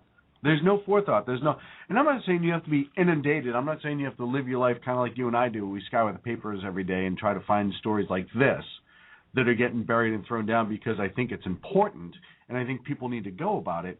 But you don't have to be that person all the time. You just have to pay attention. hey, look at a newspaper, look at a couple different variations of the same story and look for the quote-unquote spin, as O'Reilly would say. Listen to a couple different... I turn on all the networks at one time or another, especially if there's a kind of a big story, to see everyone's different opinions on it when it's an opinion thing. When it's a fact-based, I try to look for the variations of facts and how some news... Facts don't variate. How they're reporting... Right, that's what I mean. But I pay attention because... Did I say variate? Yeah, you did, and I was just going to let that roll right out. Huh. Variate's a good word. I think we should add that in. Let's do it. That's going to the Sackhead Dictionary. I don't know. I'm not here to variate. We can add whatever we mean from it. It don't matter. It's our show. If people don't like it, they can hang up. But you need to pay attention. You need to know what decisions are being made in this country that affect you. Like not issuing a stinking Purple Heart to heroes. To heroes. And that's what it comes down to. It doesn't matter why they're heroes. They qualify. I mean, it doesn't matter. They enlisted to serve their country. They were gunned down by a terrorist, Muslim extremist, by a terrorist. Right. And a jihadist. They gave their lives. Yeah. Serving their country. Yeah. It's pretty cut and dry. Right. And what I was saying, it doesn't matter what status they become a hero for. The simple fact of the matter is they qualify for a Purple Heart. They should get a Purple Heart. No questions asked. But we're going to fall into the political correct drudgery that gets thrown around in order to save, as far as I'm concerned, the progressives from saying, ooh, we had a terrorist attack on our watch. Yeah, you did. And your NSA was watching them. Your FBI was watching them. Nobody did anything. Your other military members that were with him that said, hey, something's wrong to the higher-ups, nobody did anything because they were said to have been afraid that if they targeted him, it would have been a racially motivated thing or because he was of the Muslim faith. Good job. So your cowardice cost lives. It's weird, though, how... Good job. Who made that call? And why are they not being prosecuted? I know. I agree, and there was a bunch of them. If in the private sector, any supervisor, any boss made a call that caused that caused or ultimately led to the death, major employees, let's even tone it down from death to active shooter event to sexual harassment. If a supervisor or somebody did not take action and whatever, either sexual harassment occurred or you had a major shooting and there were all the signs and nobody took action to stop it, that would be a major lawsuit. Yes. For that particular private company. Oh, yeah. And you would have firings, you would have and perhaps even criminal charges, at least civil suits, right? So why is this not the same? Why is this not being investigated? That, hey, we could have stopped this, and somebody because this hurts an election campaign, or charges being filed against this individual, some kind of inquiry. I know we're up against a break. We're up against a break. I just want to leave you with one quick last thought. No, we're up against a break. No, in Colorado, they were talking about potential backlash and feedback for the psychologist that the Aurora shooter, right? Because they had notification, they didn't do anything about it, and they're talking about possibly going after them for charges. Will these military folks that ignored it or pressed it down be charged? And I don't know, and that's what I'm saying. You had this was taken up, this was being investigated, but they did nothing. Somebody made the call not to go after this guy because whatever reason. That's who I want. Yeah, absolutely. We'll be back in a minute with Sackheads Radio.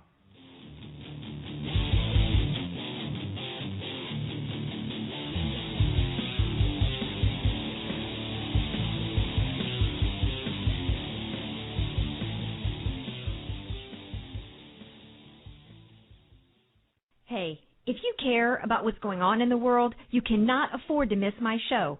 Hi, this is Andrea Kaye, your host of The Andrea Kaye Show. It's not always about the money. Okay, it is always about the money, but it's also about politics, pop culture, and you. The only thing street about this show is the smarts. There's a reason they call me Dynamite in a Dress, and you'll find out why when you listen Tuesday mornings at 10 on Financial News and Talk. Hello, I'm Paul, a student at Hillsdale College. Here is my professor, Dr. Larry Arnn, on the separation of church and state. America's founders believed in the separation of church and state, in that the country was not to have an official religion or an official sect. But that did not mean that government was to be hostile to religion. or even indifferent to religion, as many today argue. In fact, America's founding document, the Declaration of Independence, includes both a reference to God as the author of the laws of nature and a confident assertion that human beings are endowed by their Creator with certain inalienable rights. Far from being hostile or indifferent to religion, America's founders understood the theology of the Declaration to be an essential part of the education of citizens. This Constitution Minute was brought to you by Hillsdale College. To join the national conversation on the Constitution, go to constitutionminute.org. How you doing? John Grant here. When I'm not slaving over a hot microphone on the 405radio.com Saturdays at 10 a.m. Eastern, I check out Sean and Clint here at Sackheads Radio. We all appreciate the best political bloggers, writers, and commentators. We either get them on our shows or we make fun of them, as it should be. So check us out live Saturdays at 10 a.m. Eastern or forever on the podcasts on the 405radio.com. 3, 2, 1. Hey, this is Sackhead Clint. I want to take this opportunity to thank all the wingnut leaders throughout the world to give our men and women of the armed forces a job, as well as all the anarchists, terrorists, and Occupy folks that give our men and women in uniform on the home front, firefighters, law enforcement personnel, and first responders, job security here in the States as well. So thank all you wingnuts out there. This is Sackhead Clint saying have a good day.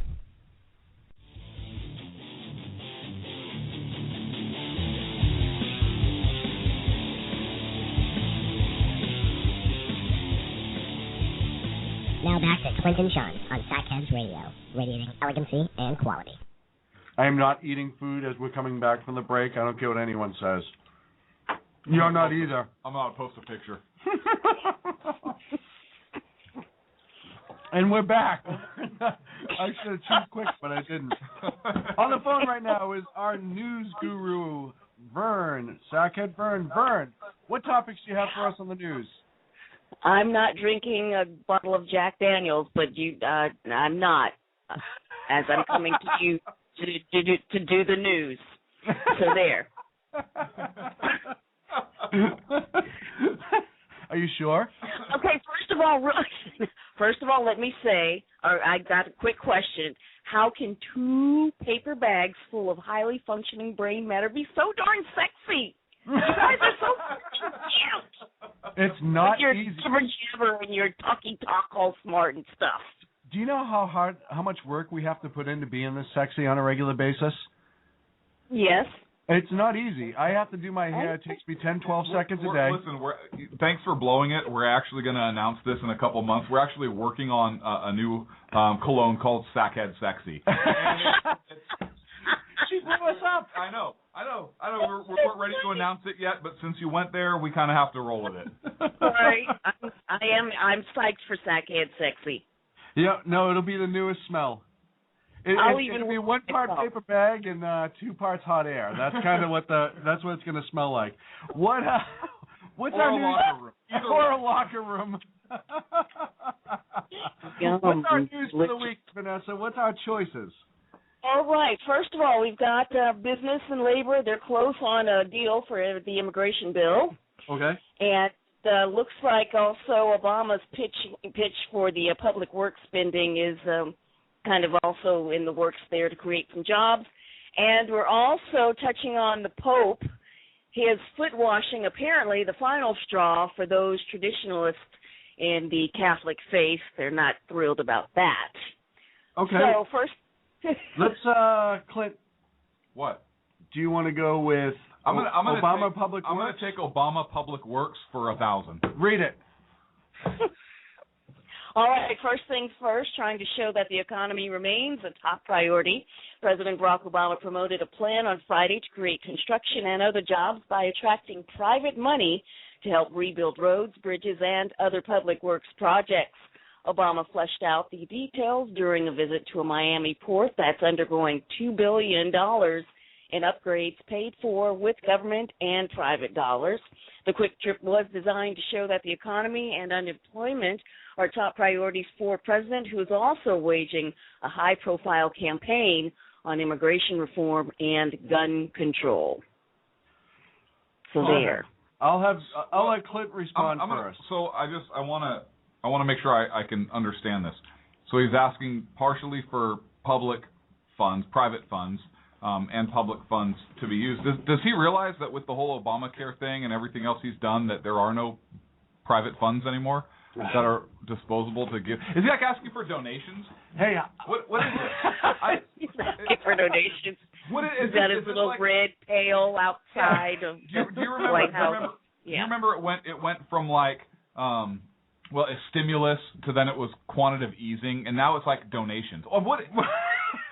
In order to spur economic growth, we're going to invest it. We're going to deposit more funds into this, and private sector. Since I know we want to raise your taxes because I'm totally into that, and you got to pay for this Obamacare thing, and prices are going up, and we're just digitizing money. Anyways, none of that's relevant. Can you give us some money to help with some of these public works projects? I like to point out that this is the guy that was asking, in lieu of marriage donations, that you donate to his campaign in the couple's name. So it's not above him to beg for money. Is he begging, though? I mean, really? Well, he's kind of demanding. How about this? Instead of using money for a port that's already working, why don't we use that money to, I don't know, open the air traffic control towers they didn't have to close? Or save the money by him not going to Miami on Air Force One at $100,000 an hour or whatever it is to have this stupid speech. If he's so worried about saving our economy, why doesn't he do something smart like, I don't know, unleash... Joe already said that. Unleash Wall Street. Unleash Wall Street. Unchain Wall Street. That was it. Unchain Wall Street. What's he asking for, like $50 billion? Yeah. Or something like that, I read? Yeah. Yeah, because we're going to spend more money to create it. Hey, it doesn't work. You want to create jobs? How's about you let's do what has worked in the past. How's about you cut taxes? How about you ease some regulations? Yeah. Why don't you actually do things that have proven to work instead of increase regulations, raise taxes, increase spending, put more regulations, and then unleash the EPA on those people that don't comply. I'm just saying, don't do any of that. Are you guys done? You know what? No, hang on. No, we're not done yet. Because he's going to release the EPA on us for talking. Right. Yeah, hot air. Have we got our credit? Tax on your tongue. If you're that has been done. Anyways, if you can, if you're conservative and you talk longer than 10 minutes, then there's going to be a carbon tax because you exhale so much when you're discussing. And you can barter those with other conservative hosts so that they can like save up time. So we could give our 10 minutes each to like Hannity or Beth or somebody like that. Right? It's almost like a cap and trade. So it's a credit, right? Cap and trade. Emissions credit. Right, yeah. But like conservative cap and trade. But like conservative cap and trade. That's exactly Moore and Pierce and those unlimited. Those knuckleheads, they can have unlimited, because they reduce the carbon footprint other ways because they're progressives, right? What they're saying, in their opinion, does help the economy and the environment. All right, so we fixed that story. I get to pick number two. So you fixed the economy. Now, what's next? We fixed the economy. Right. Well, he just won't listen. I mean, I don't know if you've listened to the show. We say that over and over again. I don't know why government doesn't listen to us. Because we don't use Saving the world. The same reason why you don't have lawyers write laws. Because you don't need to do 1,000 pages of something when a page will work. Yeah, the entire charter of our country on a few pages. Yeah. On a paper and send it. All right, for number two, I'm going to take the Pope story. Why are the Catholics upset? Well, the Catholics are upset because apparently foot washing is just beneath them. So first of all, Pope Francis won over many hearts and minds with his simple style and focus on serving the world's poorest.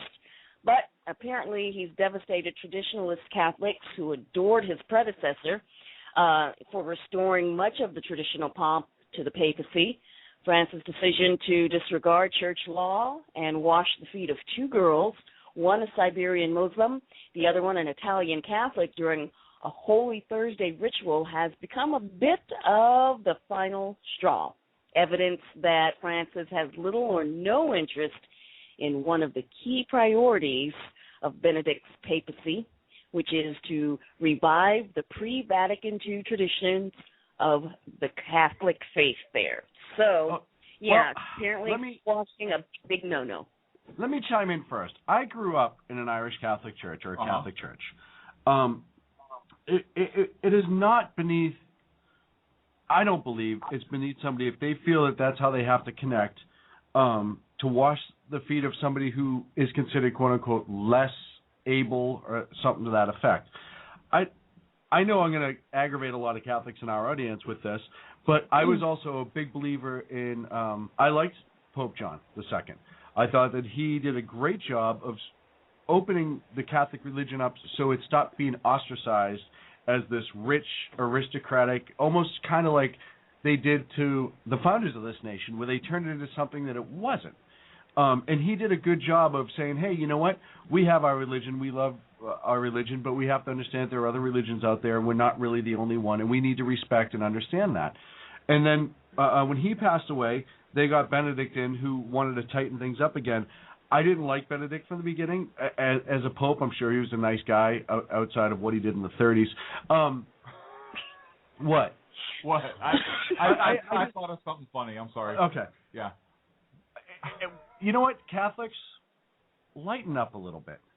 All he's doing is reaching out and saying, I'm no better than you, and it's okay for us to actually have a discussion, have a talk. Listen, this is a man who could have lived when he was in Argentina, I believe, in the beautiful Catholic home that they had for him down there and all that, and he chose to live in an apartment. I think he took a bus to work every single day. He did a lot of help for the poor and needy, which, in my opinion, a church has every right in the world to do. Now, hang on a second. I am surprised that you are sticking up for him, and here's why. You are not a fan of Obama, correct? Correct. So when Obama breaks with a lot of laws and traditions, then you're not a fan, correct? Because the Constitution. No, stop. No. No. No, you stop right there. Religion. We're mute talking him. about. Mute we're him. talking about. No. Don't do it. Mute him. We're talking about Catholic fetishism, right?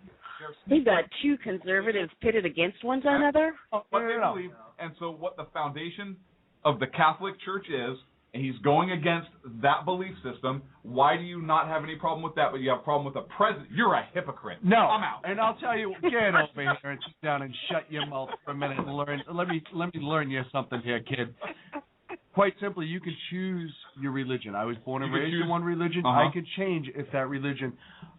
This country is not a choice, in my opinion. Okay. I mean, well, some people, the Catholic religion is not a choice.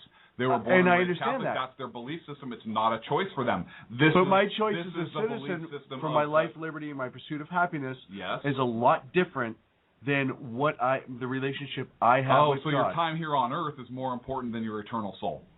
I get what you're saying now. I'm sorry to interrupt. I'll go with that. But what I'm saying is, and you know what I'm saying, and you're just being that you're a hypocrite. Go ahead, please. You're just being a jerk right now. I just wanted to throw it out there. Just a question that popped into my head while you were blabbering on and on. I don't believe that it's the Why government. Why are you shaking that pen at me? Because I'm going to throw it in a second. I don't believe it's the government. I just roostered you, by the way. Yeah, I know you did. I don't believe it's the government's position to come in and provide for the citizens who don't want to do something or unable. The Pope? I don't even understand what you're going on. But I right believe now. Church with charity, reaching out, that's absolutely their right to do so if that's how they want. And the guy is now the head of the church. He believes that it's time to reach out. Rules be damned. Traditions be damned. Sure. Right? So if the president thought that it was time to change and improve and progress on to a new because time has changed, then that's okay. No, it's not okay. Not. No. Okay, I don't understand. Because there's a total difference in opinion versus what happens. Makes total sense. Okay. But this is also a religion that was protecting pedophiles when I was growing up, and I didn't agree with that either. No, but I don't think it's in the rules that they protect pedophiles. I don't think it's in the rules. They just rules, right? Right. So that was bad. But this is okay.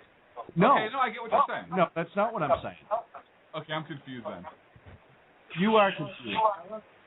No. Don't mute him. I'm just kidding. All I'm saying is he's going to turn it up. He doesn't know what button. Oh, he's touching the soundboard, for goodness sake. Who did that?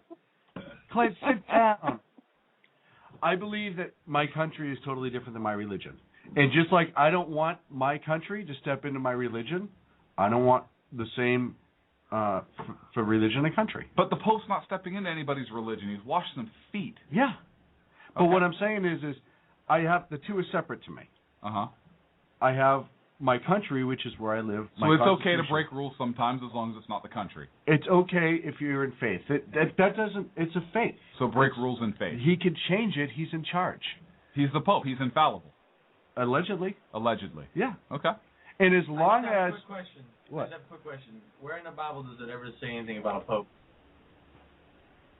well, I never say Catholic to a normal. No, I'm kidding. Oh, come I on. grew up I'm Catholic, for Come on. God's I grew sake. up Catholic. Come on. Oh, and I just came in to do the news, fellas. That's all. No, I had great experiences with Catholic growing up. But no. But I was a big believer in Pope John and how he reached out across to different people, and I didn't like the fact that Benedict kind of went the other way and said, hey, you know what? We are our own, and it kind of falls along that ideology. You're either with us or against us, is how I felt that he was. And I don't agree with religion that it should be that way. That's just my opinion. Okay. Good enough? Yeah, I just roostered, man. I was just had to throw that out there. Really? So hold on. I'll give you the rooster intro. Red, white, and blue. That's a joke, son. The flag waver. Okay. Now, mumble something incoherent. Talk about when electricity was first invented, and you'll be just like Rooster. And how to actually make a musket ball. Right. From scratch. From scratch. Vern, go ahead with the last story, please. Are you, really?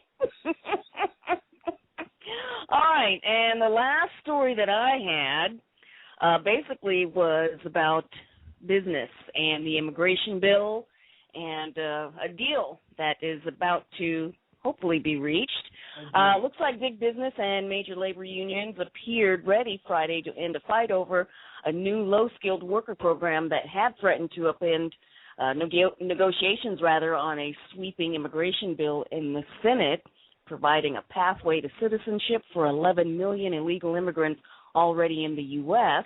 Looks like Senator Chuck Schumer, who had been brokering talks between the AFL-CIO and the U.S. Chamber of Commerce, said in a statement that negotiations are very close, closer than we've ever been, and we are very optimistic. He said there were still a few issues remaining, so we'll see what happens with that. Clint? Okay, so the Chamber of Commerce is involved with the EIEIO, CFL, CI, NFL, and whatever, NBA, Communist Union Organization. Right. And they're talking about making lots of criminal aliens in here legally because they perform low-skilled labor, correct? I didn't like the fact that he put sweeping laws in with immigrations, just assuming that that's the only job they can do. That's just screwed up. Why would he do that? Well, he's a jerk. First of all, here's okay. How many unemployed U.S. citizens do we have in Tons. this country? Tons. Like literally, I think if you threw it up, it would be tons. So we have tons of. Why are we going to put legislation through that is going to give jobs to those who are here illegally, criminal aliens, as we've discussed before, and keep U.S. citizens out of our own markets? Because it's look, if I had a family to provide for and I needed a job, and the only thing I could do is get a job in whatever it is, a low-skilled labor position, I would do that in order to provide for my family. Absolutely. But I hate this argument of, well, it's low. Like, I don't know, being a radio show host. Exactly. These are jobs that Americans don't want. You know what? If Americans don't want those jobs, then maybe they shouldn't get the unemployment check. If you're not willing to go out and do that kind of, is that what our work ethic has become? We have allowed the American work ethic to decline to such a degree that we are going to allow criminals, those who are here illegally in a criminal status, to take jobs because Americans are too stinking lazy, don't have enough pride and self-worth to go out and do those jobs because it's beneath them. Not only that, but if you're enacting legislation so that people can come in and do jobs that Americans don't want, are we saying then that this other group of people is beneath us? How are the citizens of Mexico not outraged by this piece of legislation? How are they not saying, yeah, hey, you know what, wait a second, so you people, this kind of work is too menial for you Americans that you have to pass legislation so that we come do your dirty work? Right. How is that okay? And look, I'm surprised the Canadians aren't outraged, too. Look, yeah, people from Mexico, they're very, very hard-working individuals. Yeah. They are. They have great work ethic. The ones that I know I've come in contact with, they have great work ethic. They have strong family values, and I understand why they're here working and why they're doing these jobs. I get that. I support their work ethic and why they're here. However, there is a process, and the fact that we need to enact legislation saying that a particular class or group of people can come in and do these low-skilled jobs that is essentially beneath Americans because, well, these are jobs that Americans won't do or don't want to do, disgusts me. And how people don't see that as a form of of racism, I mean, really, or absolutely. elitism at the very least, is just beyond me, especially since this comes from a group of people, the Democrats, that are all about civil rights and promote equality and everything else. How can you argue that on one hand and on the other hand say, you know what, we need special legislation because we have work here. We need to bring a group of people into work because our people won't do this work. It's low skill. Well, we don't do this. You know, and I'll tell you. Am I wrong at being upset by that? No, I think or you're seeing completely the irony right. in this? I know of a guy who's here illegally from Mexico. Unbelievable craftsman, woodworking. Used to do interior design. Used to do cabinet making, all this other stuff. Mm-hmm. Tried to start his own business here, but because he didn't have the schooling in America on how to do it, he didn't qualify to get the contractor's license. Mm-hmm. And like he said, I can do it all. I have no problem doing it all, but because I don't have that piece of paper, because there is yet another restriction from the government saying you must have this. Mm-hmm. Well, can I take a practical test? No, you have to have this certificate, and then you take the test.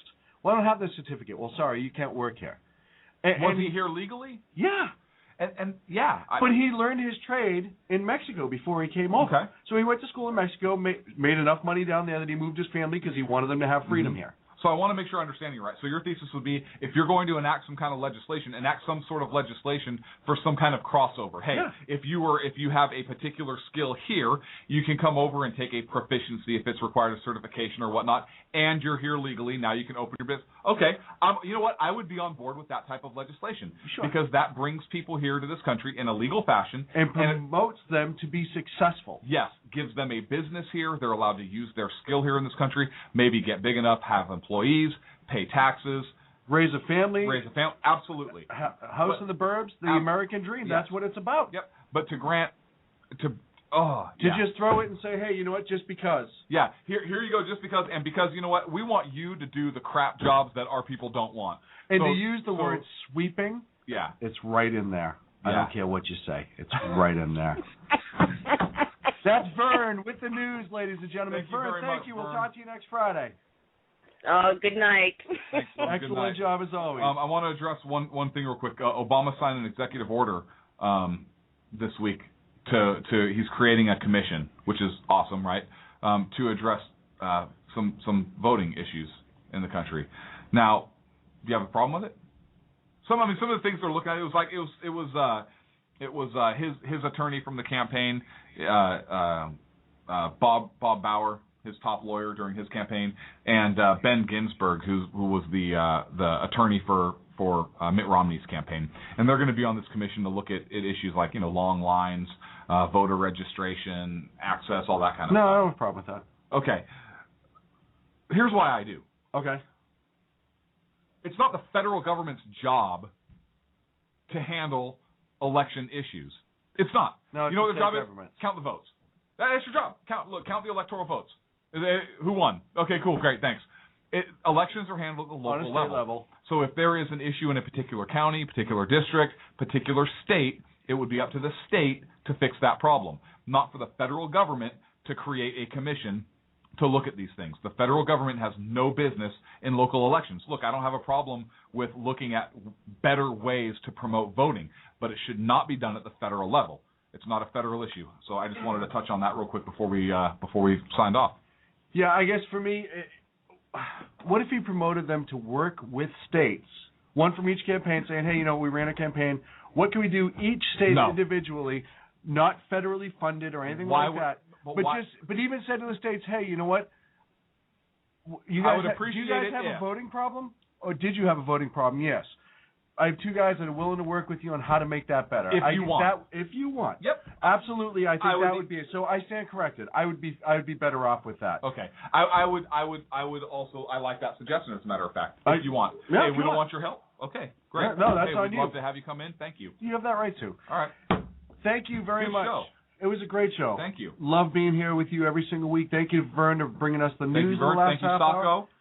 Thank you to our callers and our listeners. We will see you next Friday night. Please check us out at sackheadsradio.com. We will be posting the Sackhead Laws this week. Shout out to the Marines in Okinawa, and shout out to all of our men and women in the armed forces that are serving our country overseas and here at home. And those who did serve. Yep, our veterans. Thank you also to our men and women who serve here in the United States, our firefighters, EMS personnel, law enforcement officers. Thank you all very much, and thank you very much to our state defense forces for your service as well. State defense force as well. We are going to look into that more. We'll see if we can get a representative on to discuss that. We will see you next Friday night, whatever time we do the show at. What is it? It's 10:30 on this coast, 1:30 on that coast. Check us out at Facebook.com/SackheadsRadio and Twitter @Sackheads. For Sackhead Clint, Sackhead Sacco, this is Sackhead Sean saying see you next week, and God bless. God bless. Usually I play the ending music here. There it is. We will not be held responsible for any...